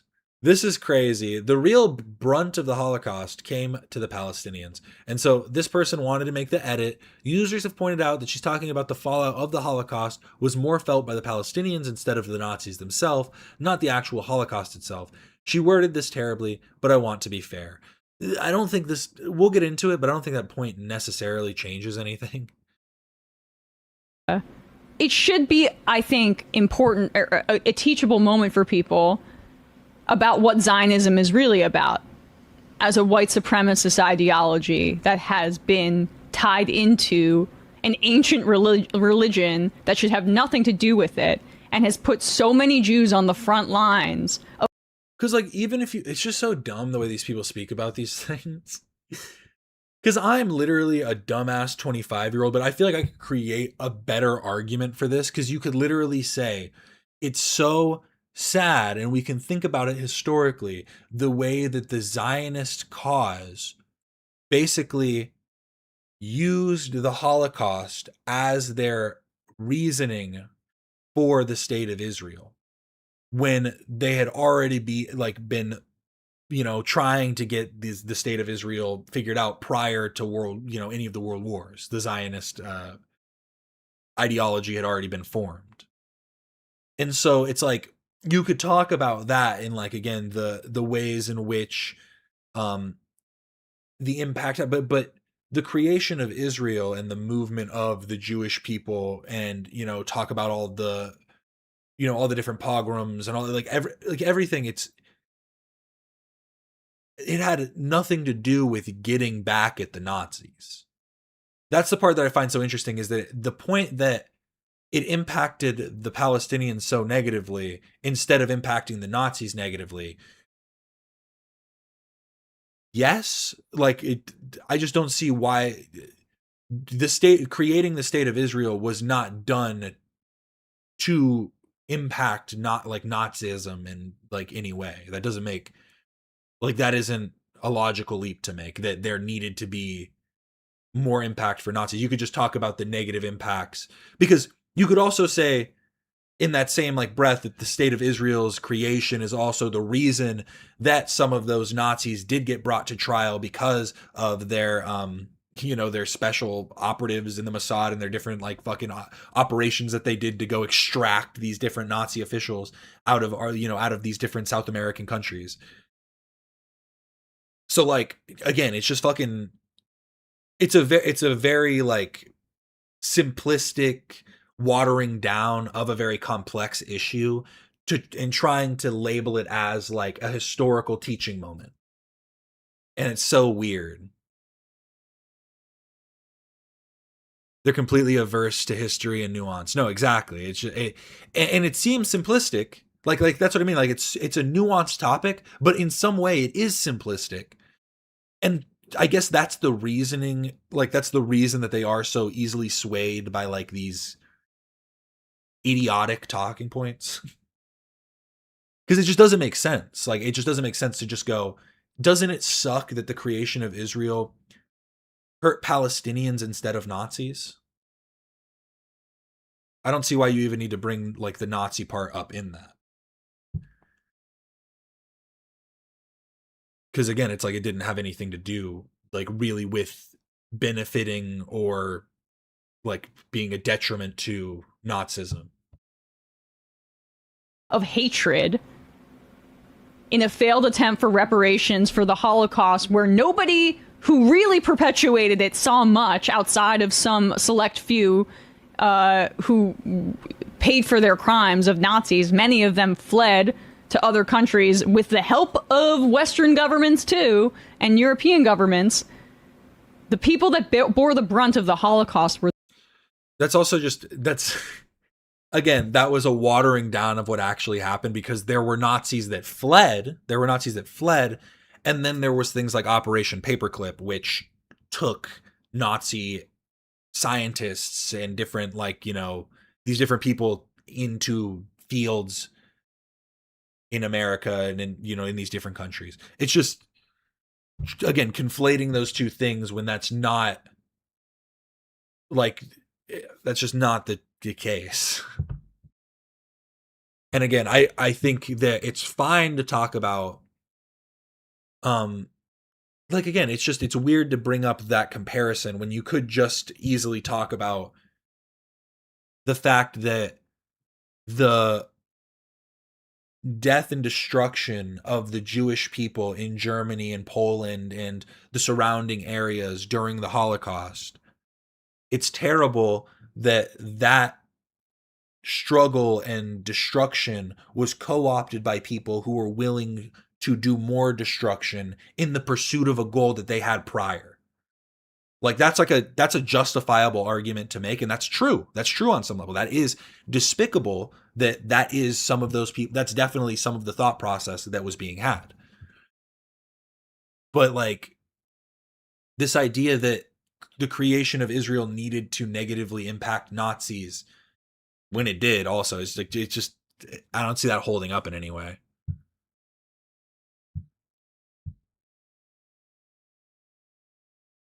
And then also we have Hassan singing "We Are Charlie Kirk" at the Fear and live tour.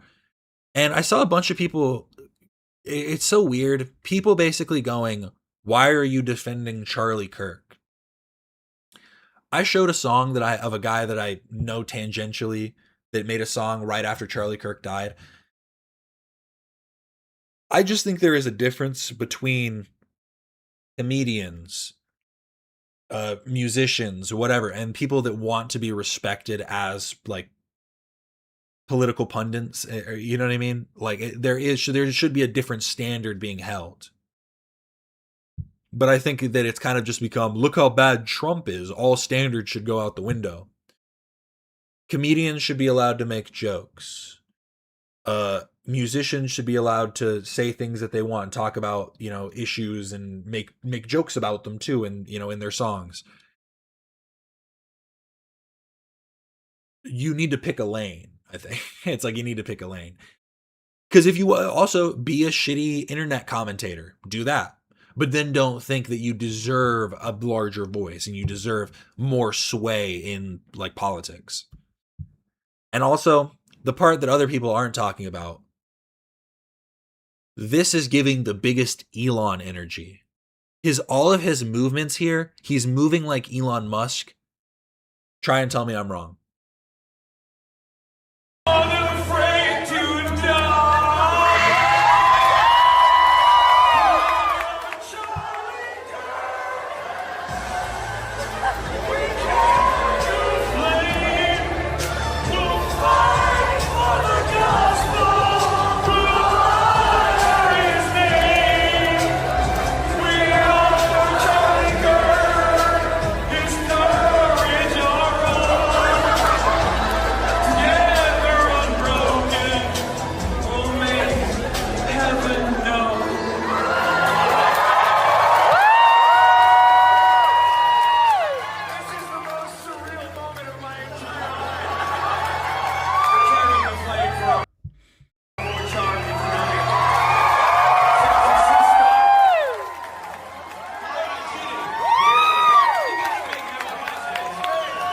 He didn't even fucking make a good joke or anything after. Like, you should have ended it. Like, if you wanted to be funny and be like crazy, you should have just been like, rest in peace, Charlie. I'll see you in Valhalla. And just like hit that one real quick.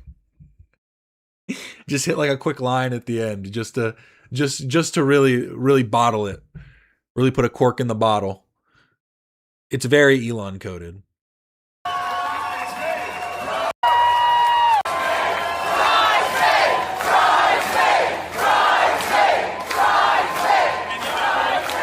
What the fuck are they saying?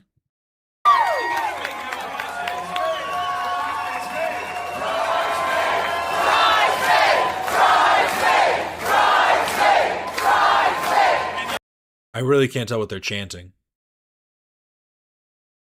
You can tell he's trying so hard to sing good. We are Charlie Kirk. That vibrato. Oh my goodness. Hear that timbre in his voice. There's something special there. My thing is, that meme is so old, who even cares? Like, he is so boring. And that's what I mean, is it's just not funny. Like, there was no joke there or anything. It was just like, haha, guys, remember? I am become meme. It's literally Elon Musk. Hasan is Charlie Kirk, Elon Musk fused into one human being. That actually works so much better.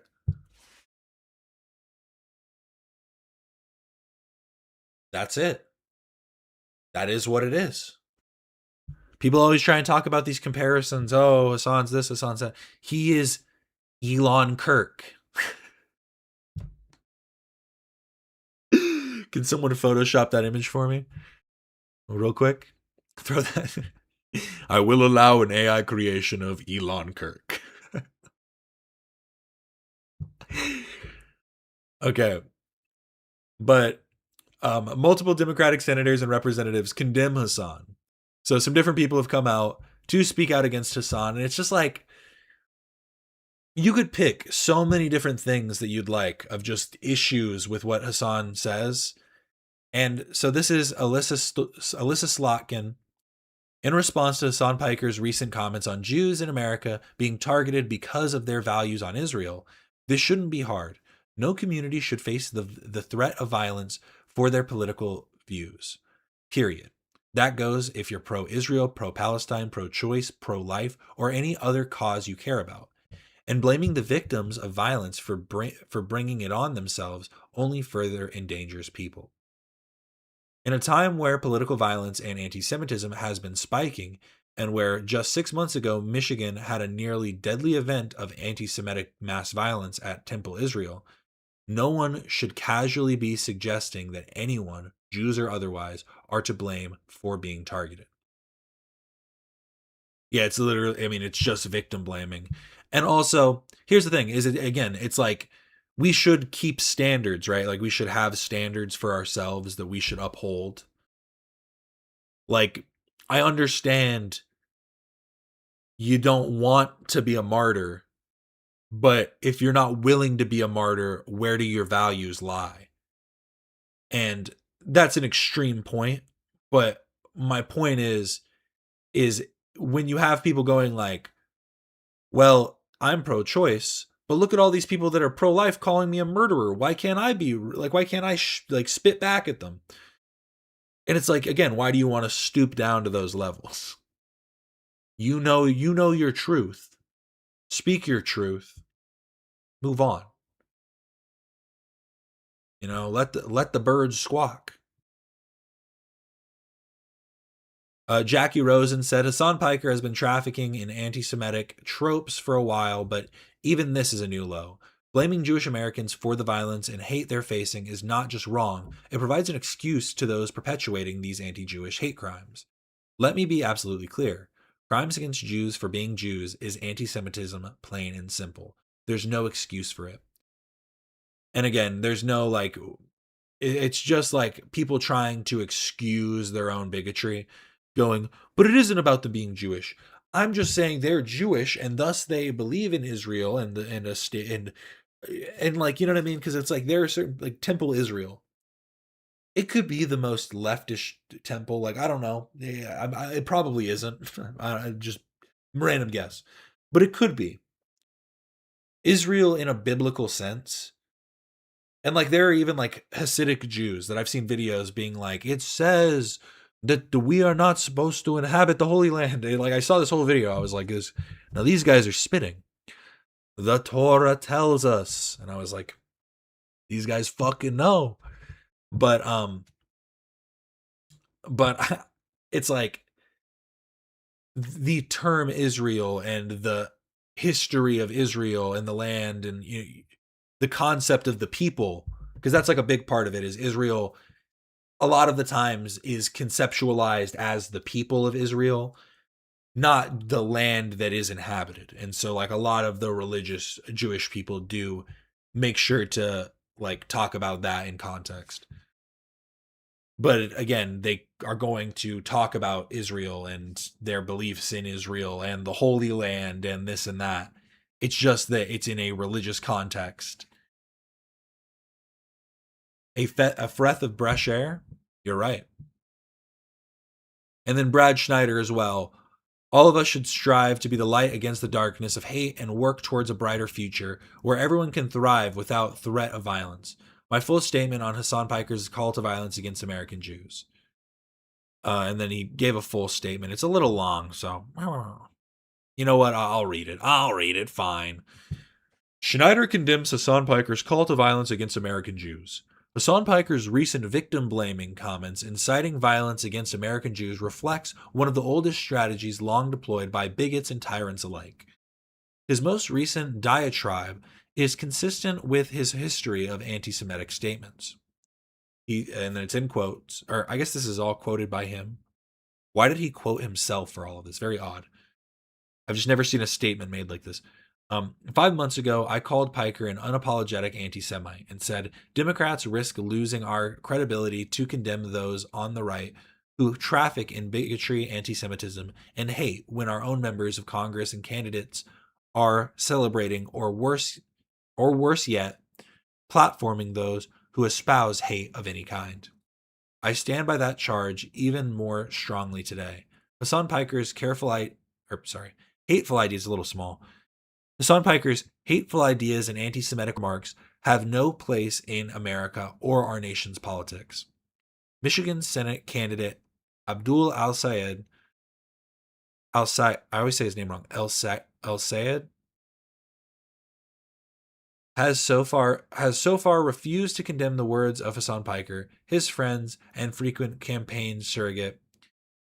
It is disingenuous for El-Sayed to try and distance himself from Piker without specifically condemning, refuting, or even just rejecting Piker's hateful rhetoric. Claiming that no one speaks for him except himself and his team is not enough. The Jewish community in Michigan deserves outright condemnation of rhetoric that threatens their safety and very identity. El-Sayed would serve himself, and that just goes in to talk more about El-Sayed. And I think he's doing good, and I don't know.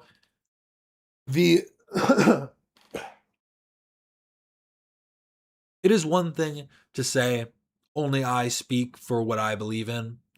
I do not blindly accept or endorse the, general speakings of anyone. But then it would go to say, what are your beliefs on X, Y, and Z? And from what I've seen, El-Sayed seems like a real good guy. But yeah, I mean, it's just, I don't know. The issue that they face a lot of the time is, shout out to these people, but they do just face, all of them now will get it from the left and the right, of people just saying, well, they're bought by Israel. These are 3 people now that are bought by Israel, and you cannot trust them because they will not speak the truth and will just, and who knows? Maybe they are. Maybe they're all funded by AIPAC. It's possible. Who knows? But the points still stand. I genuinely do not believe Hassan is Democrat. I mean, he doesn't. I mean, he says he's not, right? He says so much. He's not a Democrat, a leftist, nor someone who actually supports positive progression in social equity or equality. His actions have proven he does not. I mean, that was a very concise way to put it. Thank you. The best I can put together is that he is a stinky poo-poo head, and that is why we will move on now. Big old bonks and a cheer, because important Cat in the Hat info. Jeff Schaffer, who was one of the writers of the screenplay for the Cat in the Hat movie, also wrote 33 episodes of Seinfeld and 50 episodes of Curb Your Enthusiasm. There were actually 3 writers for the Cat in the Hat: Jeff Schaffer, Alec Berg, and David Mandel, and they all wrote for Seinfeld. And look at that. Euro Trip, Shark Tale, Euro Trip and Euro Trip Gag Reel, Shark Tale, The Cat in the Hat, and Seinfeld, and Curb Your Enthusiasm. Now, this is big news. I also think, I have to say, where's tomorrow? He did wrong in the movie. What did he do wrong in the movie? I mean, the guy's literally a piece of shit who wants to send the kid to... It's not just that the kid is bad. The kid is bad, and he needs to learn discipline. But just saying, hey, I'm coming into your life, I'm your new stepdad, the first thing I'm going to do is ship you away to fucking military school? That's poor parenting. That's poor parenting. Maybe he needed a fatherly figure in his life. Maybe he needed somebody to come through and throw the old pigskin around with him. Would have turned his life around, but no. He had to come in.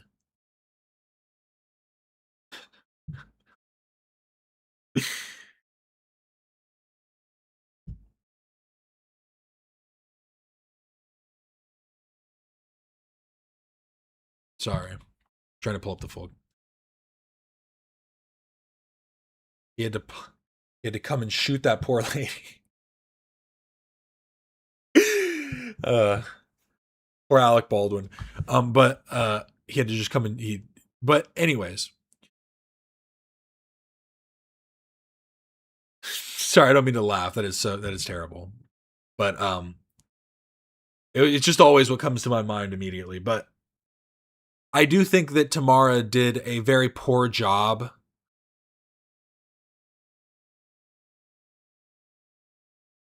A horrible, awful, bad movie that's fun to meme on because of hella nostalgia. That's my thoughts.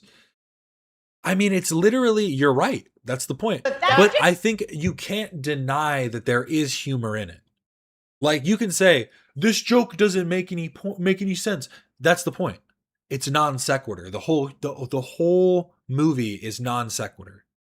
And Ethan arguing, what's the moral of the story? What's the moral of the story?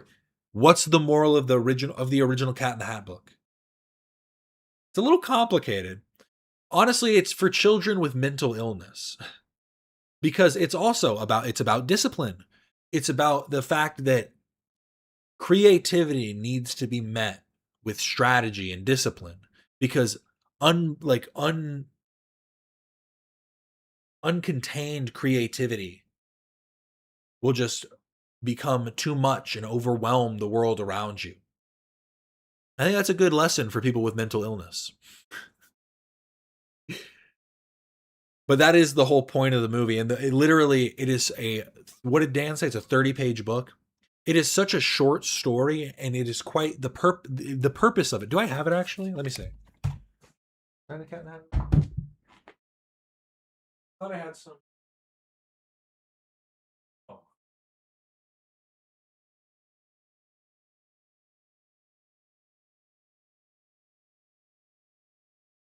Here's my Cat in the Hat, here's my Dr. Seuss collection. So we have, here, I'll get to the Cat in the Hat last. We have the Footbook. The Footbook, that one is also a classic. The Footbook. Mr. Brown can moo. Can you? Mr. Brown can moo.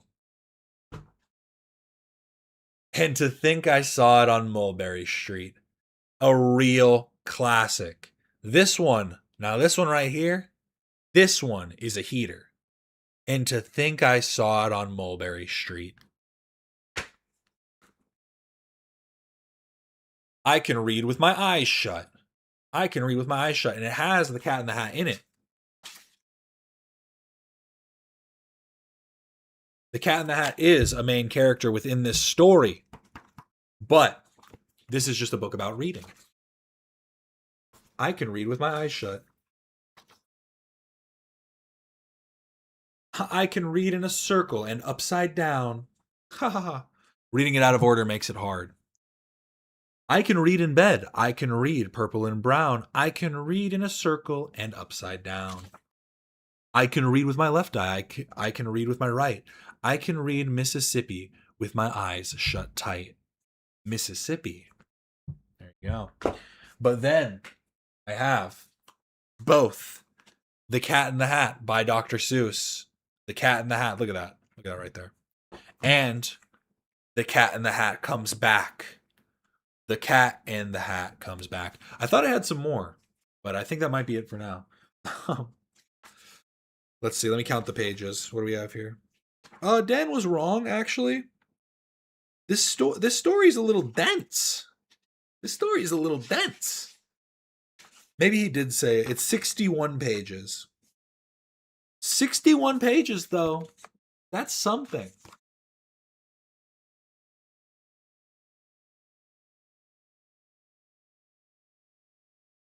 Should we tell her about it? Now what should we do? Well, what would you do if your mother asked you? And then The Cat in the Hat Comes Back, and we didn't get the fucking sequel. We never got the sequel we deserved. And this one is also 61 pages. Ooh, no, it's 63 pages. A little bit thicker.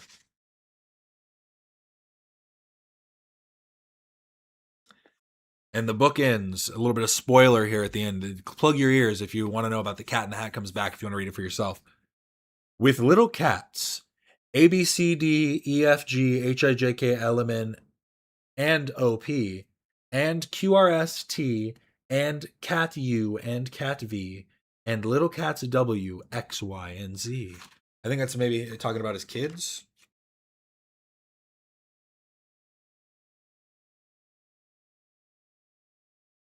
Oh, no. Sorry, yeah. It's all about the little cats.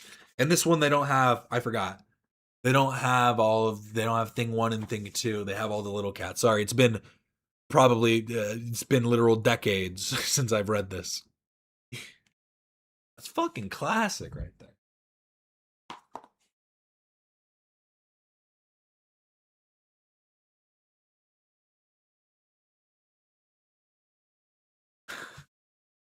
It's a terrible movie. It's the reason we'll never get Hop on Pop live action. You're right. You know what I need live action though? See, I have real gems. Who knows about these ones? I don't need more of those movies. I need movie adaptations. Live action, maybe even. Animated would be great. Of The Nutshell Library by Maurice Sendak. Who remembers The Nutshell Library? It has such classics as Alligators All Around, Chicken Soup with Rice, Pierre, and One Was Johnny.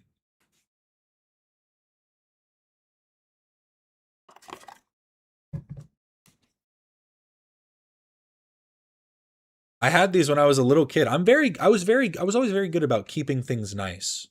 I've had these since I was a child, and I'm going to pass them down to my children one day.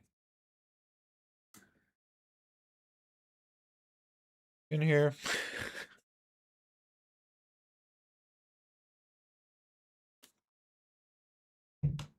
One Was Johnny.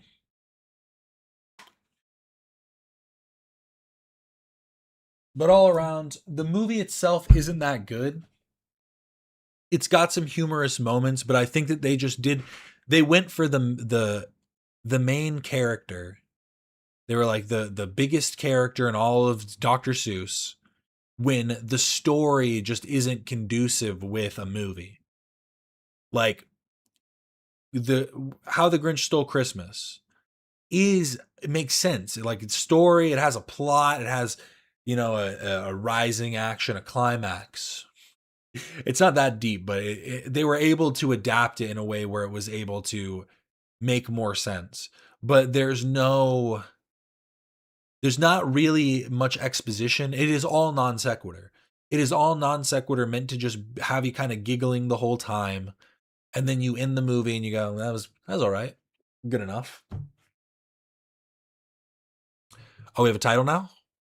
Oh, it hasn't loaded. Let me see. She Stole My Husband. Best friend cheating scandal goes viral. H3 show number 300. Big news for the 300th episode. Crazy. But that's all I really had to say about this. Nothing too deep, nothing crazy.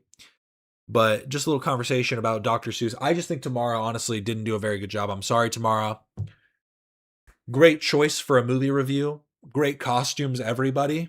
I liked the Thing 1 and Thing 2 with Hila. I liked the Cat in the Hat. I mean, why you didn't even need to buy the original costume. It's pretty good. It's pretty spot on. And I will agree. I do have to agree. They butchered Thing 1 and Thing 2. Thing 1 and Thing 2 in the cartoon, in the book. Yeah, Shambhala Is Harley. that Dan? Like the hair. It's kind of like my hair, but blue. Just go like this. See? I could be Thing 1 or Thing 2.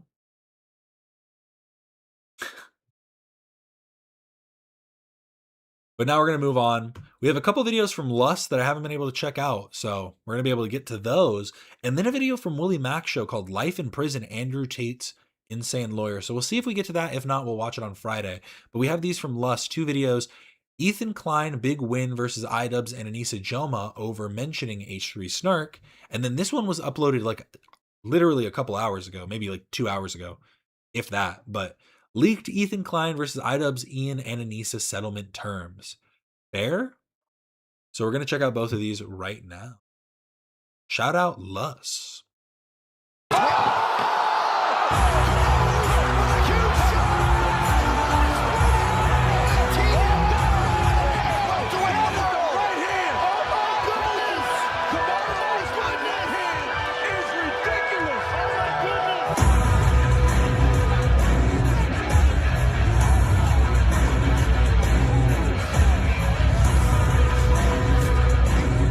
guys, one of the more interesting legal developments between Ethan Klein and...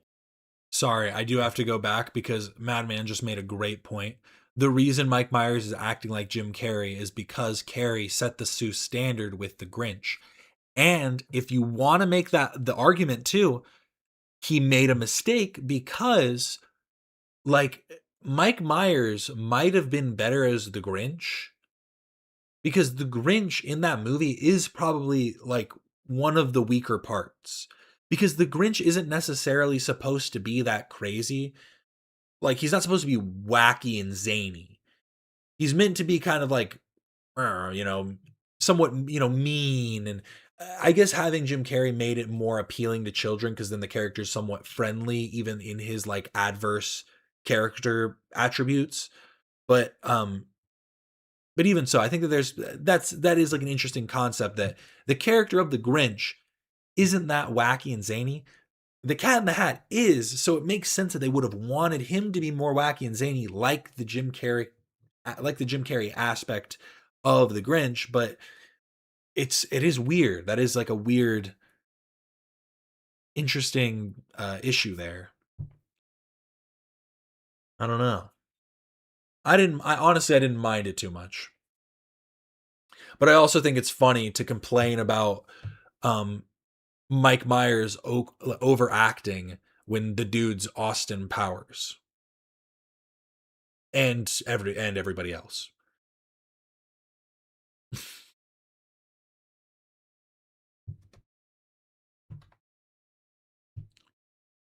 Is Fat Bastard underacting?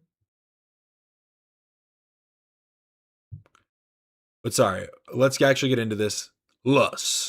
Hey guys, one of the more interesting legal developments between Ethan Klein and iDubbbz and iDubbbz's wife is that August 18th, that just happened, there was a application hearing by the Jomas. Now, they could have simply said H-free snark bad, but they refused to say it. And because of that, it looks like they're going to be dragged into the lawsuit. So this is actually somebody who I believe went to court. The Jomas asked the court to declare the settlement complete and dismiss the lawsuit, arguing Ian's apology satisfies the agreement. Ethan's side, and Ethan does have a very good lawyer here in Canada, Ethan's side argued that the statement had to require the specific phrase snark community or H-free snark as agreed by both parties in correspondence between counsel. And Ian's statement never used those terms. Judge found the whole thing turned on a subjective standard as contemplated by the parties, which the court has no power to impose. Application denied. Each side will bear their costs for this application. So what happened was the Jomas asked the court, hey, can you declare the settlement is complete? And then we've done what we needed to do. Ethan said, no, you didn't actually talk about snark community or H-free snark. And the judge was like, yeah. Oh, so that was it? It was literally just that he had to say that the snark community or H3 snark were bad? Like, he literally would have to say that, like, I mean, that seems like a low bar, to be honest. But I guess it also is, like, it's counter to a lot of the things that Ian has said, and probably some of his fan base of people that actually do watch him consistently, where apologizing to Ethan they might just be like, oh, whatever, he just has to settle.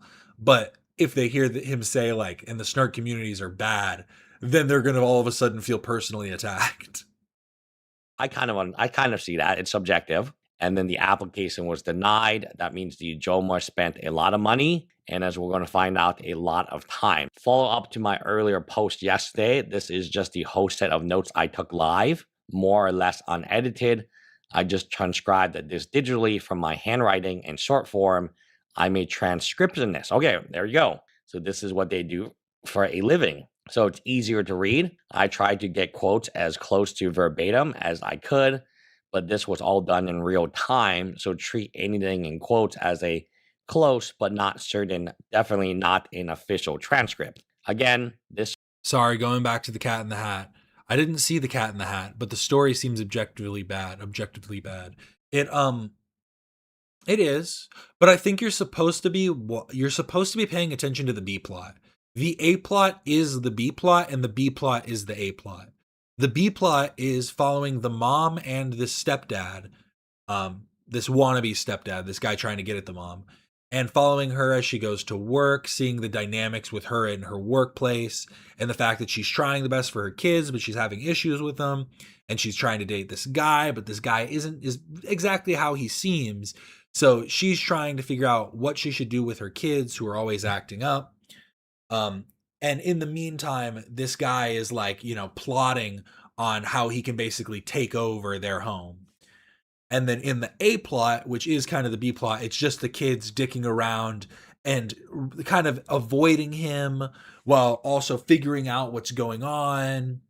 And eventually it all comes to a head and they kind of, quote unquote, battle it out with the Thing 1 and Thing 2 and the Cat in the Hat, which exposes him as the fraud that he is. The mother is like, "Oh, you're weird. Get out of my house. I'm going to ask you." Doesn't she go "I'm going to ask you to leave now." She does something like that, if I'm remembering correctly. Then he leaves, and then the kids are like, "Oh, I'm sorry for being bad." And so on and so forth. It's not that bad. The plot isn't terrible, but I do think that they focus on the wrong part of the plot. It could have been much more interesting had they done more with the mom, with the mom B plot.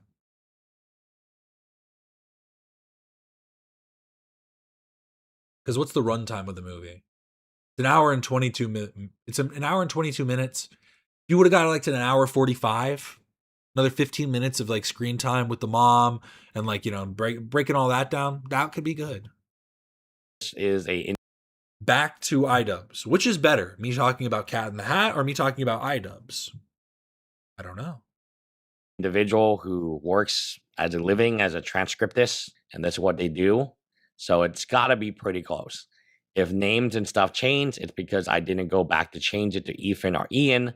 The parties and judge used different forms of the names interchangeably, so I followed as I was doing my notes. So very interesting case, and again comes down to the usage of age-free snark or the snark community, the fact that they wouldn't disavow that. Why? They're spending hundreds of thousands, they're willing to spend hundreds of thousands of dollars to battle over disavowing age-free snark. I've always said this. When you're actually a participant in the lawsuit, you just want it to be over. It's very stressful. It's been, very time consuming. I think Anissa drove she had to get on the suit. I don't know if they're doing this for content or clout. I just don't really know. If that was the thing that Ethan Klein asked you to say, I can think of a woman who said far, far worse, even apologizing to her hated nemesis, Asmongold. That would be Casey Tron. Just because she wanted to get out. So why are they fighting this? I mean, literally, right?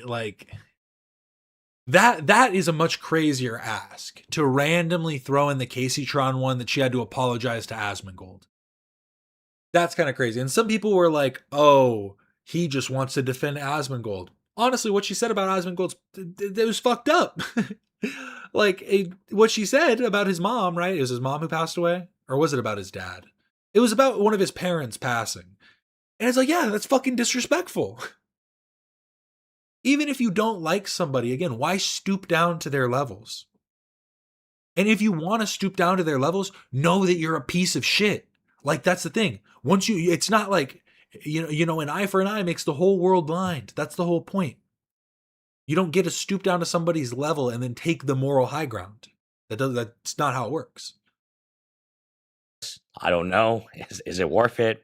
Definitely not. Just imagine you have a out and you can just end it and it'll be over and you can go back to creating your content. You can go back to modeling or whatever Anissa does for a living, and you say no and you stand your ground, and the ground that you're standing on is the fact that you just don't want to mention age-free snark.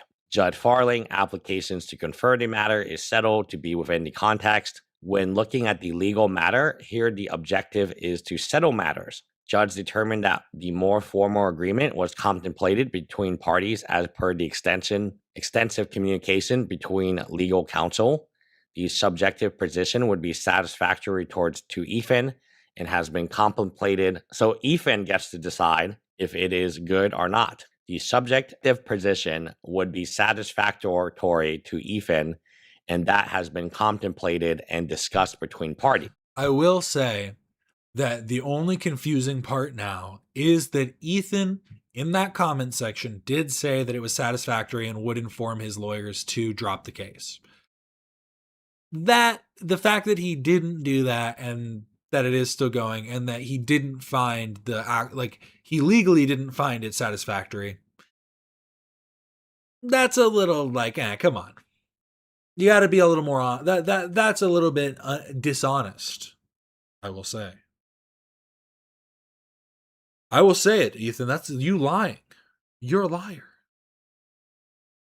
Maybe in emails, but that didn't happen. And what's done, I don't. But I mean, also, it's one of those things where it's like he could literally just come out, and I think a satisfactory answer for me would just be like, well, I went and talked to my lawyer, and they were like, what about this one clause in the settlement about saying specifically about the snark?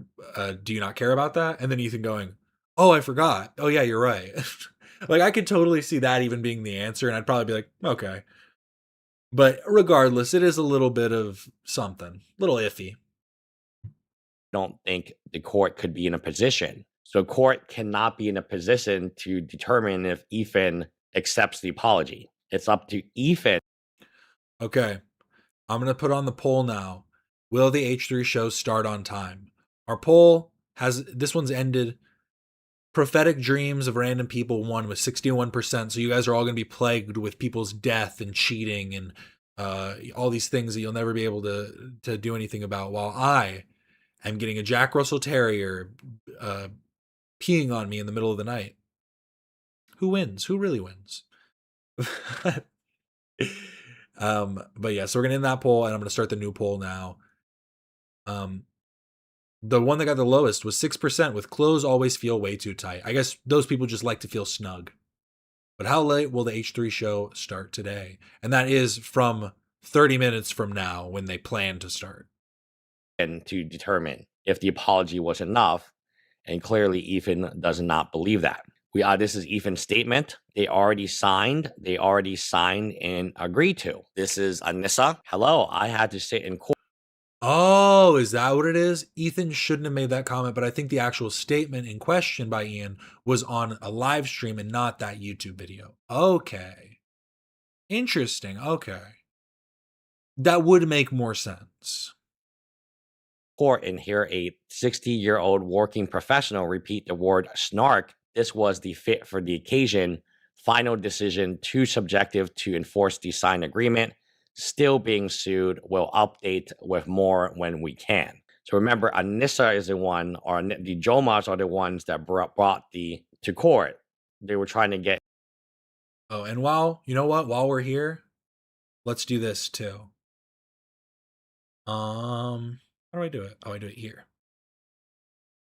I can gift memberships. So I'm going to send 5 memberships out for all the people because I wasn't here for a few days. So this is 5 free memberships that I can send out to some lucky viewers. So thank you so much, guys. Let's get these going too. And then I'm going to get the poll started. Sorry. Let's see who gets these.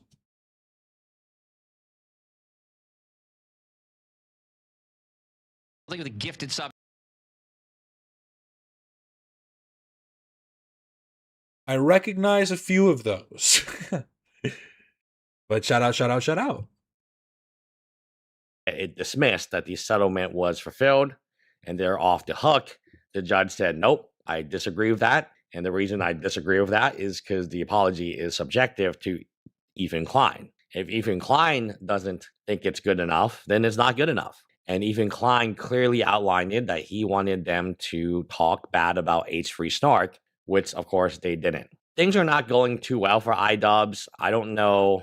The views are down. I don't know if this. The only thing I can think about, like why you would want to be in the middle of an expensive lawsuit, paying your lawyers tens of thousands of dollars just to continue on, would be maybe they're drumming up interest Maybe they're drumming up attention for views. Thank you so much for the star. I think I worded that right? How late will the H3 show start today?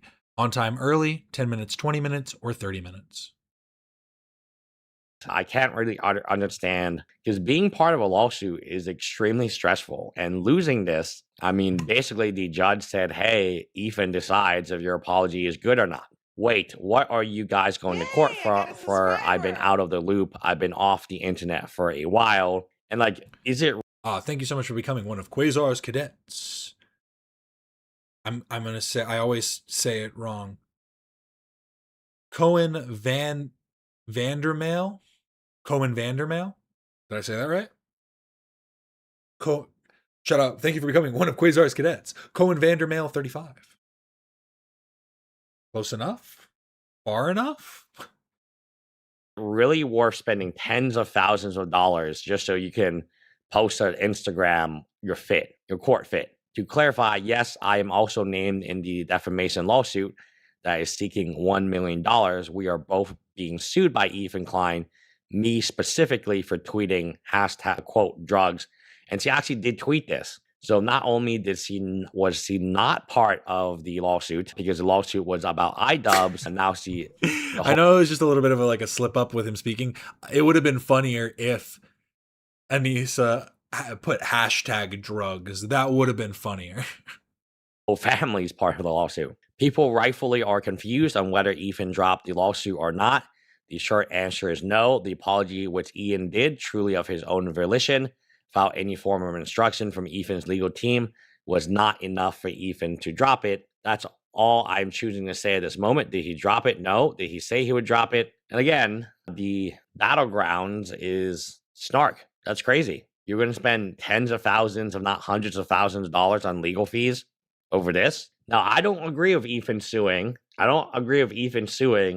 iDubbbz, but if you're so close to the thing. Now, this is a comment we stop for. Cool stash, bro. Thank you. Thank you. I've been trying.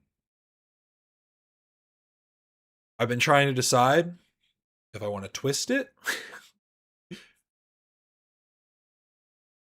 Does it pretty easily. But I think what I want is to just grow out just a really long comb mustache. Just do that. Finish line, and all you had to do is say, I disavow H3 snark. Is it that difficult? I don't know. Maybe don't get it. But let me know in the comments below. Bye, guys. Thank you to our 1 month and older members. I know that voice. That's Alex the Fiction. Floppy, Serotonin, Thick Like a Brick, Monkey, NB, Robbie2, Jessica, Anon, Evelyn Mitchell, Bart T, FNK Brig, Caesar. So many. Shout out. You really read through all of those, Alex? Woo.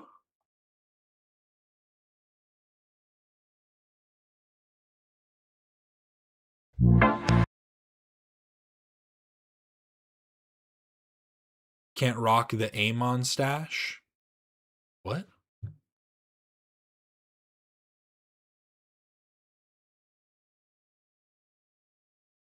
The demon? Talking about this? Talking about the Amon of demonology, the Grand Marquis of Hell, who governs 40 infernal legions, and the seventh spirit of Ars Goetia. He is the demon of life and reproduction. I'll never have a stash like him. Sorry. Sorry. Eamon McNeff? No.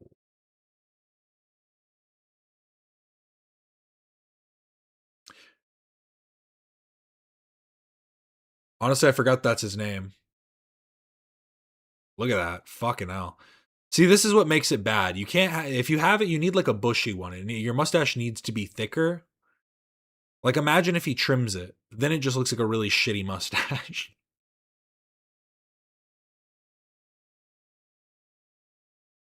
The Bricks and Minifigs guy. No, the demon.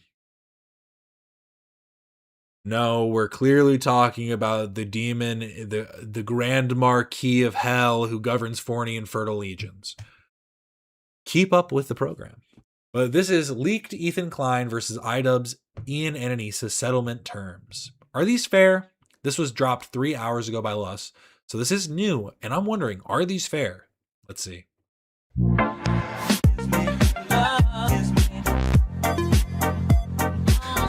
Lus is here. Hey guys, you know, on this channel, my favorite thing is to present the actual legal documents that we cover and then discuss them after I presented them. So I'm presenting you right now the settlement agreement and mutual release between Ethan Klein and both Ian and Anissa Joma. So it's against both of them. So Anissa, Ian's wife, is also included in this settlement agreement. In fact, we'll see her signature at the end. So both Ian, so it wasn't only Ian, it was both Ian and Anissa who agreed to this settlement deal. So on June 5th, 2026, the parties agreed to resolve fully, finally, and conclusively settle the action in its entirety. Parties intend to bind themselves to terms of the agreement, terms of settlement, and full and final settlement of all matters arising with respect to the action. The plaintiffs shall discontinue the action by way of a consent order, dismissing it on without cost basis in form enclosed Schedule A, the consent order. Counsel for plaintiffs will send the consent order for filing within 3 business days of receipt of fully. Hearing or like reading legal documents, I always just have to like fully lock in because my brain wants to like go on all these different tangents, but I'm like, listen, pay attention. Legal jargon is not mine. It's not mine. Executed copies of this agreement. The defendants will keep the video posted on YouTube June 5th at blank blank blank online, the apology video. Defendants agree not to remove, modify, or otherwise alter the apology video. Defendants agree not to comment on the apology video, including under any aliases or proxies. The parties agree to do such things. The parties shall release each other as more particularly described as in 10 and 11. Non-disparage. This is very important. The parties agree they shall not make, publish, or share or republish from other content creators any remarks about each other or their families, directly or indirectly, that are unfair, untrue, defamatory, disparaging, or otherwise derogatory. Without limiting the generality of the foregoing, the defendants agree that they will not. I mean, here's the thing. I understand already. It's not that. It's a non-disparagement, so I understand it just has to be written out this way. But even so, it's like a non-disparagement is pretty clear that it's just about, if you're going to speak anything, it has to just be a factual reaccounting with no actual like moralizing or anything like that. But even so, I mean, I'd almost just want like a do not talk about me, good or bad. Never say my name. Because is this, I guess maybe you can have different types of non-disparagement, like different definings within like these 2 points. Like maybe you can have more points. But like this doesn't even seem that bad. You can't talk about me directly or you can't publish or share or republish from other content creators any remarks about each other or their families directly or indirectly that are unfair, untrue, defamatory, disparaging, or otherwise derogatory.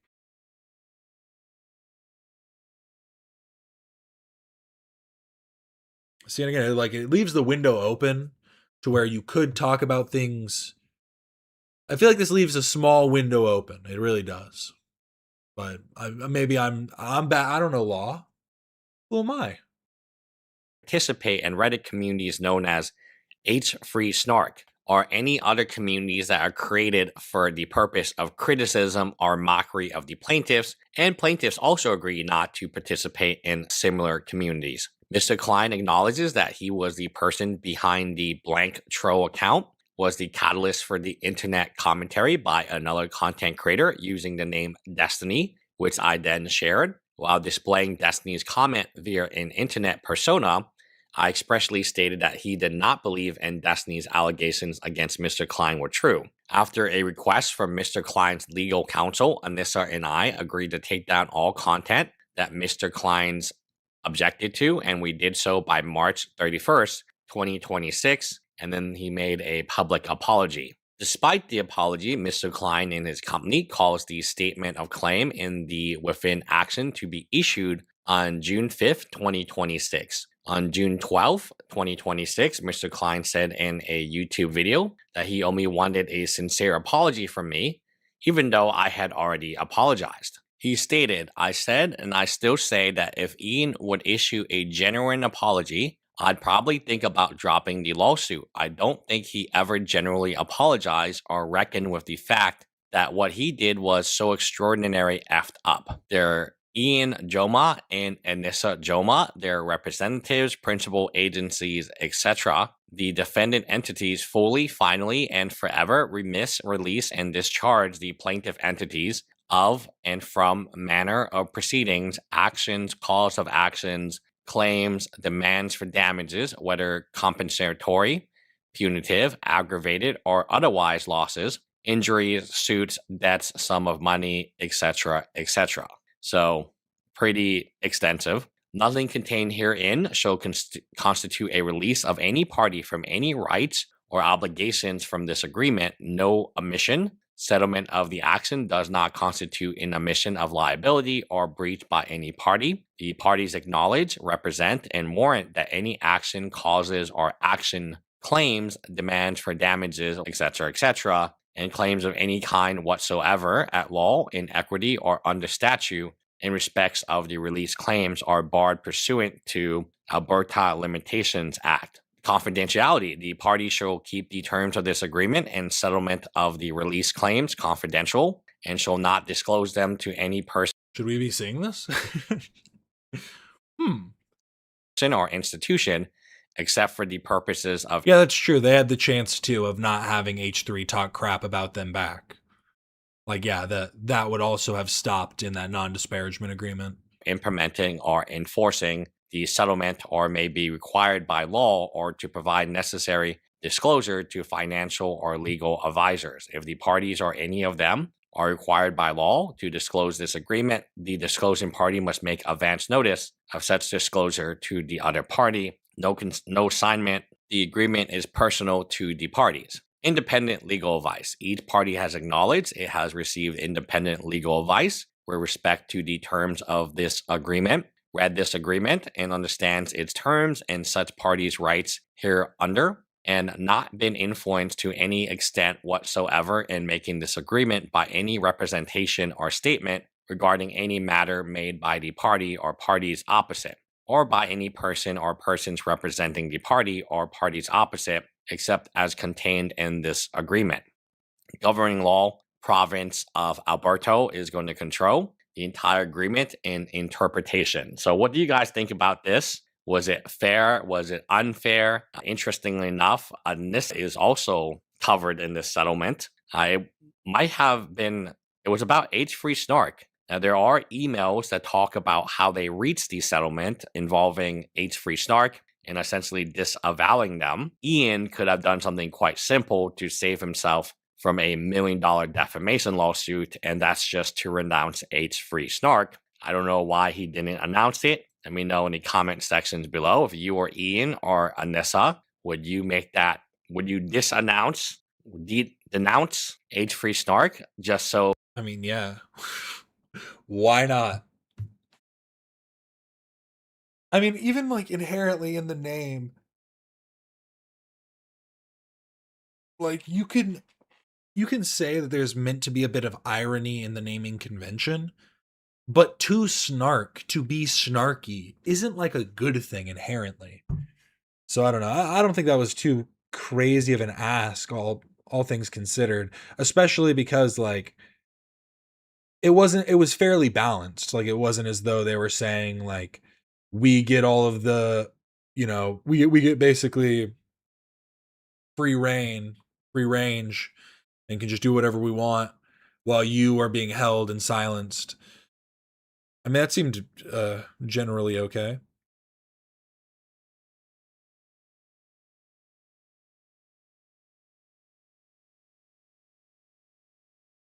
For what it's worth, I think Steven Asarch already released these docs, unless this is different. Probably. I mean, I don't know who's what and what and what. I'm watching a video on YouTube. Let us figure it out. I think that they probably just got released. I don't know if they got leaked. It says leaked, so I guess they got leaked somehow. Which is also breaking the settlement, so yikes. Oopsie. Ian literally started hosting some of the prominent Snark figures in video segments of his streams. Well, I mean, literally isn't, I always forget his name. Uma Palma? Is that it? Uma Palma? It sounds like I'm being rude, being like, I don't remember him. I see his face. I see his face when I close my eyes. It's terrifying. I can never remember his name because it's very specific. Uma Palma, I think. What, isn't he like one of Ian's mods or something like that? I'm pretty sure he's one of iDubbbz's mods. Which kind of like, well, see what I'm talking about. But since they're supposed to start in 10 minutes, so we'll see. They're usually late, so I'm going to get this next video started. Life in prison. I guess there's two options. This video by Willie Mac, or we scroll more of my Instagram reels. I love ending off with scrolling reels because it's really fun. Here, I'll give you a taste. I'll give you a taste of something to see. And this is how I do it. I just click reels. No prompting, nothing special. We just see what the first thing is. Yeah, pro tip, if you're gonna pull a firearm on someone like me, learn to have the balls to pull the trigger, huh? I'm glad you're dead, asshole. Fuck you. I wish you pulled the trigger.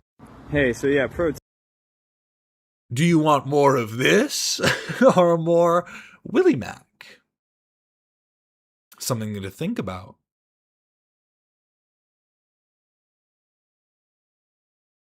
I think he's actually not one of his mods. That was falsely reported. Okay, fair enough. At the very least, even if he's not one of his mods, he did have Uma Palma on one of his streams. He did like a weird kind of interview with him. And then did was it on Noah's stream or was it on iDubbbz's stream where they had both Noah and, it was Noah, Ian, and Uma Palma. It was on one of their streams. I know they've been on both, but. So what do we think? One more? Fuck that shit, I really gotta get back to what matters. And what matters is rapping all day long like my name was Marshall Mathers. Let's play a game of would you rather. Would I trade my life for his? You bet I would. I'd do it real quick. I'm willing back for a minute. I find it extremely funny that I actually said that line because all things considered, Eminem had a really bad life prior to the fame. You know, his wife cheated on him. He's a high school dropout. He tried to unalive himself, and his dad left him when I think it was before he was born, and he was broke, you know. There's a story that he had to break into his own house because he was evicted and he didn't have anywhere to stay.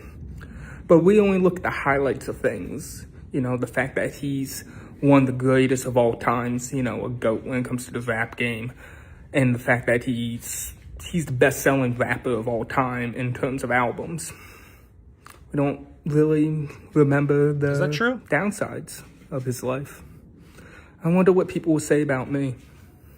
It's a good question. Eminem, he is 22 million to 220 million to 227 million records sold worldwide. Eminem, Tupac, Jay-Z, Drake, Beastie Boys, Nelly, Outkast, Notorious B.I.G., MC Hammer. Interesting.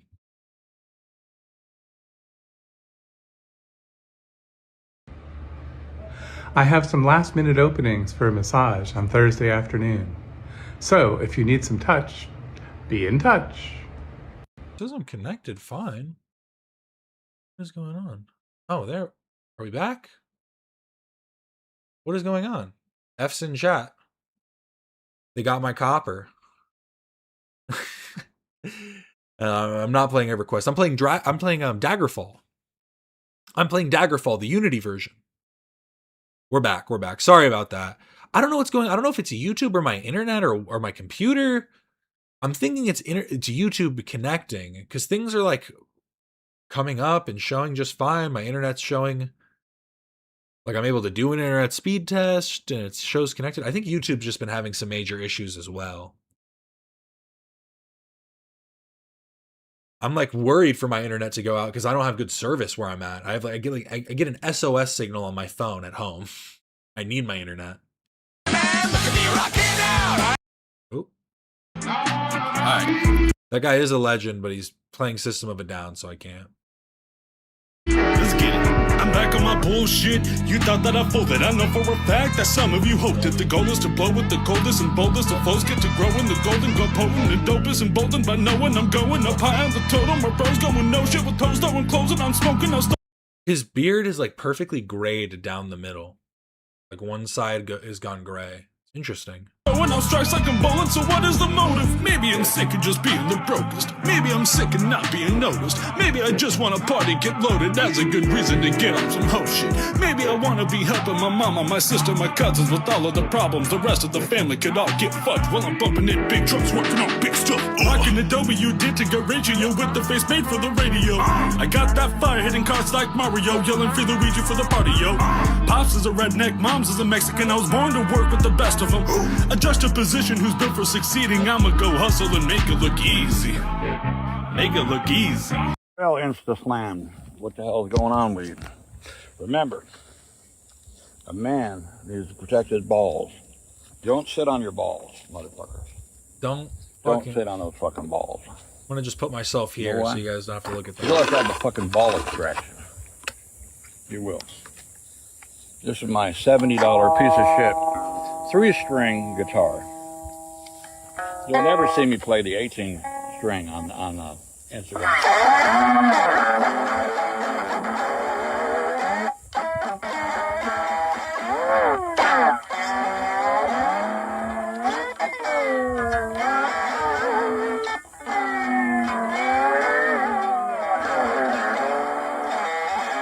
Man's gotta protect his fucking balls. I met a girl out in Idaho. She had nothing in her purse but a sack of potatoes and a crop in her top and a crap in her jeans. And so I thought to myself, I wanna play me a scene. So I said, hey, fever, I think I got a case of hey, fever. I'm showing signs of hey, fever. I think I'm coming down with hey, fever.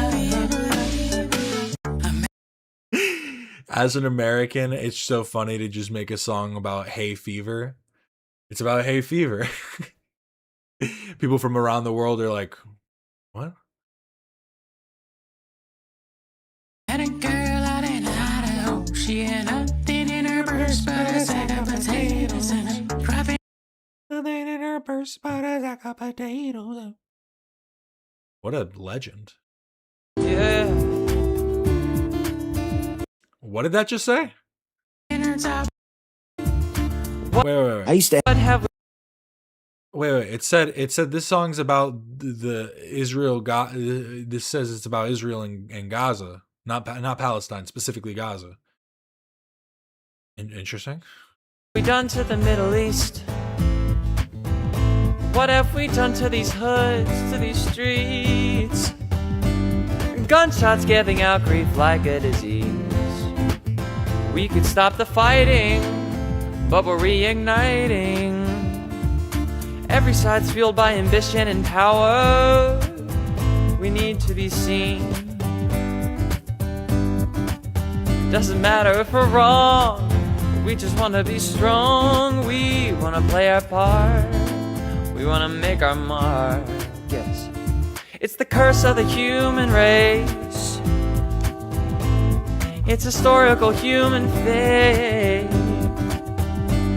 And it has to be this way. One man, one country, one land wants to be the great. Wants to be the great. It's the curse of the human race.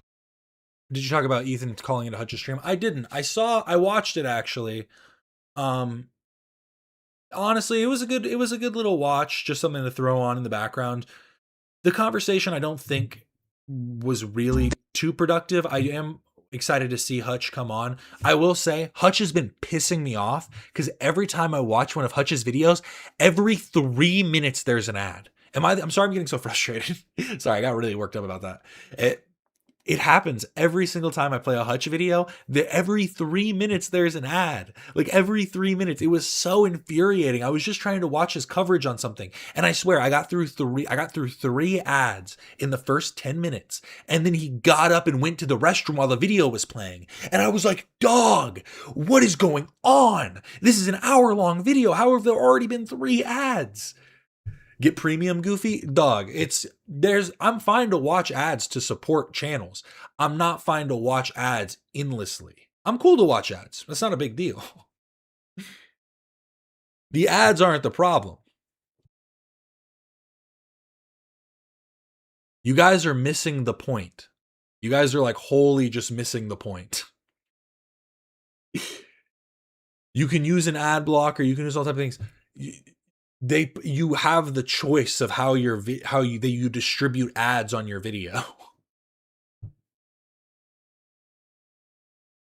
You have 3 ads on your stream, bruh? What are you talking about? Like right now? I've already had 3 ads. We've been going for 2 hours and 36 minutes. How many ads have you got? I think I have it going like every 20 minutes or something. I have it set. All we heard is I don't have premium. You guys are missing the point. You're just missing the point. You're a bunch of peons willing to pay to the oppressors. Pay away the problem. Pay away the problem. I see. I forget ads exist. Why do you think I'm on Brave? The problem is listening on my phone. I had me some hair like that? No, you didn't. No, yeah, I did. I had it long like yours, like right down to my cans. No, you didn't. Well, I really did, man. I swear I did. I swear to God you didn't. Well, how you... See, you guys are just weird too. Who doesn't like ads? I like ads. I like commercials. I like good commercials and good ads. I inform my algorithm what I want. The one problem I have had recently is I've been having to block a bunch of PragerU ads because I get so many PragerU ads. So sure of that? Because I can see it in your dead old eyes. You don't have what it takes. Well, it don't take nothing. You literally don't do nothing. Typical short hair lifer. You have no idea what it takes. It takes commitment. Commitment you don't have. You couldn't grow it halfway to your cans. Oh yeah? Look at this pig. Ew, who's that? It's my damn wife. Oh.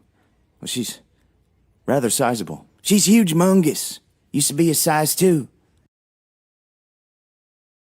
I didn't really like that one that much, and I'm not just being woke. I just genuinely, it wasn't crazy enough. I needed one of those guys to like fall over, and all of a sudden it just gets really chaotic. Michael S. Dockstader, very interesting last name. Voice acting demo reel part 2. Michael S. Dockstader, voice acting demo reel. Hello, would you like to play this game with me? It's easy. You just roll this, flip this, and... oh, sweet! I won! Ahoy, me mateys! Welcome to Lenny's Fish and Chips Palace. You better try our fish sticks, or we'll loot your booty. Everyone used to laugh at me.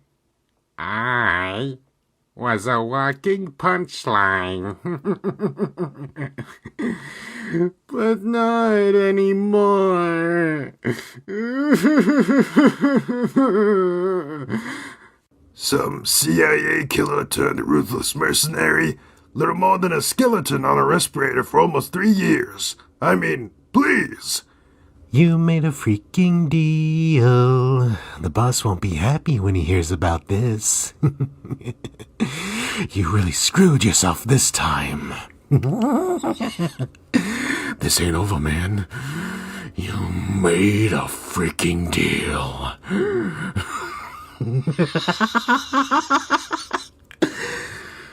You'll feel some pain. Cap'n impressions time. See, I have been working on a voice recently. I was realizing that when you're doing accents and stuff, you should probably try and put on, oh, thank you so much for the dog treat. Arf, arf. Oh, God, I couldn't think of anything. Thank you for the dog treat. I was thinking about this though recently, like doing like 1 second. Let me mute myself to make sure I don't embarrass myself first.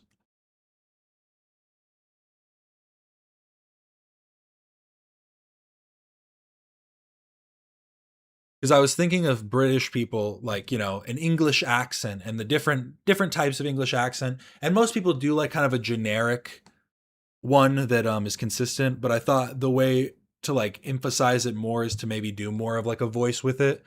So you want to sound more like this, so it's not as difficult when it's coming through. You know what I mean?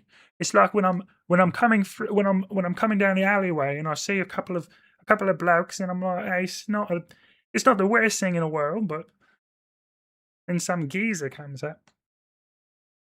Bloody, I can't even imagine. I was so worried.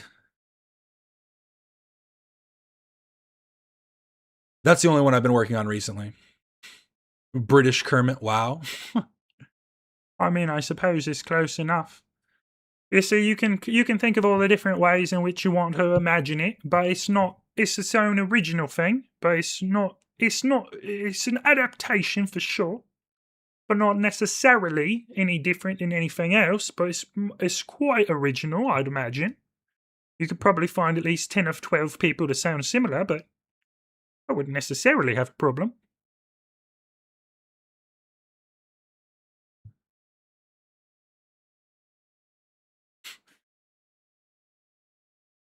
Gotta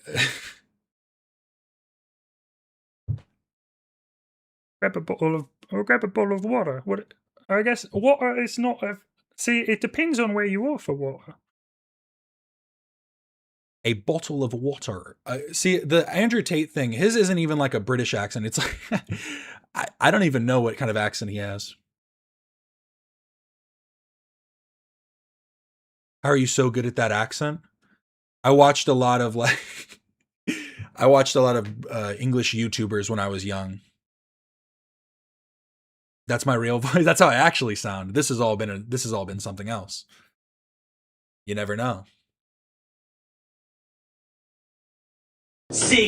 But see, that's the thing, is like, I feel like if I was just to try and do the accent itself, it sounds more stale that way. If you do like a voice on top of it, then it makes it sound a little bit better. A bottle of water. Water.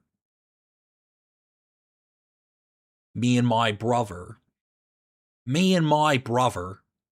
grew up in the UK. I don't even know. Mad ting, bruv. Mad ting. Oh wait, we saw The Murder Fiend before. Is this the same song? Saw her disfiguring your jaw, making your fake-made face look like a jigsaw puzzle after facing the blade of a muzzle. I can outmaneuver you in any terrain where I reign with pain. What you see as uncharted territory ain't nothing but home to me.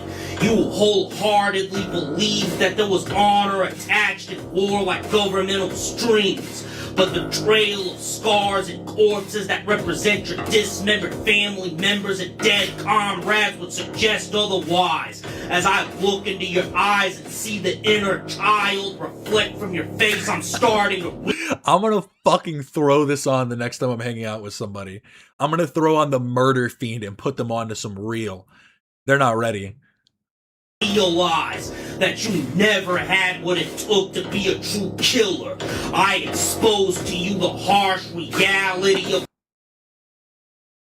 Woke up in a streamy mood, yeah. Cause I woke up in Birmingham. I hate the place.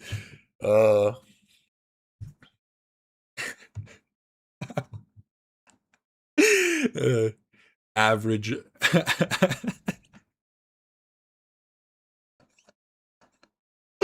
I don't know why that was so funny to me.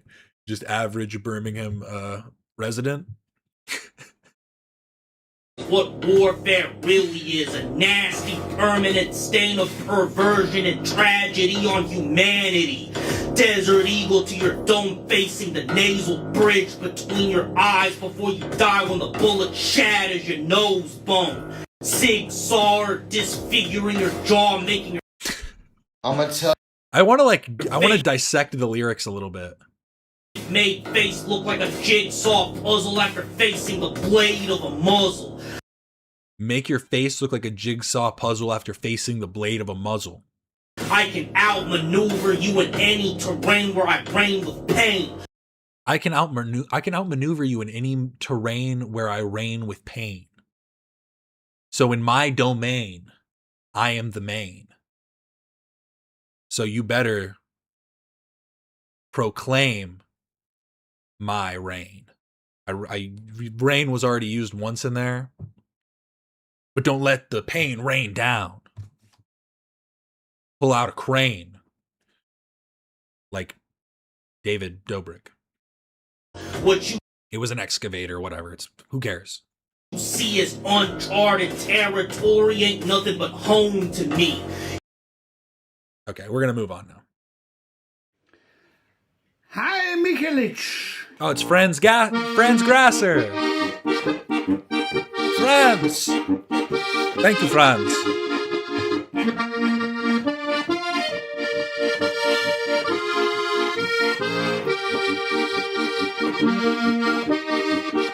That was another accent that I've realized I like a lot, is I really like Martin's German accent. I don't think I could do it right now. I was listening to him once and I just started doing it I did it for like probably half an hour because I was just like, I love Martin's voice. Martin the Water Sommelier, for those who are unaware for some reason.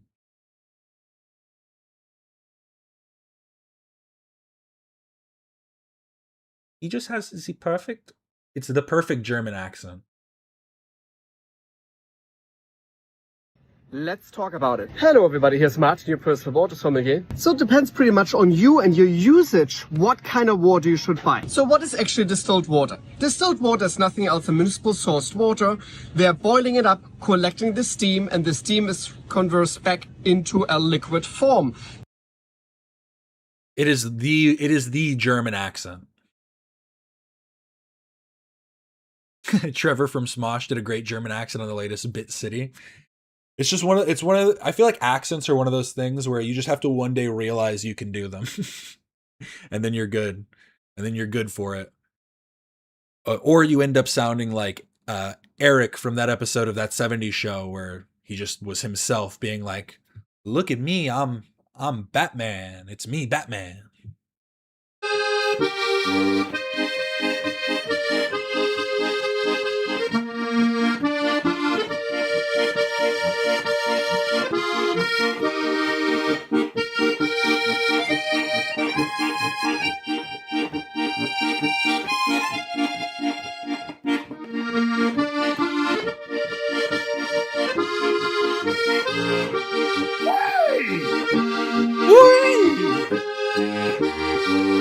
I forget what that's called. They do like a scream. Very common. Y'all better stop letting these profile name revolutionaries remix your argument, all right? You know the type. Marxist, Leninist, hammers, sickles, all in their bio. Username is looking like a history textbook. And the second you say something about power, here they come. Well, actually, imperialism is the highest stage of capitalism. Yes, I know. Vladimir Lenin said that. I've read it. I get it. Okay, bro, you can't call them out and then do the same shit, though. Like, come on, though, bro. You can't be like, I hate when people try and fucking flex that they read. Oh, you think you know shit, bro? You read Dostoevsky, bro? What the fuck? Like, what are you talking about, bro? You don't know philosophy, bro. You know Dostoevsky, bro. You know, I say the name so bad. You know Dostoevsky, bro.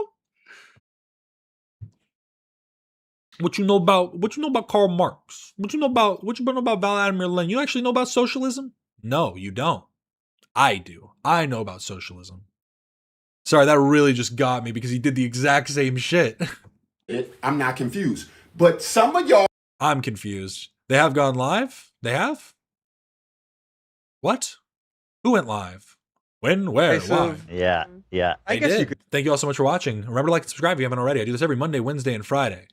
I'll be back again on Friday, so I will see you then. Thank you so much for stopping by. This is Captain Quasar signing off. Here's one more for the road. Everybody wanna feel like free. Forget your troubles and rock with me. Those of you that stayed, really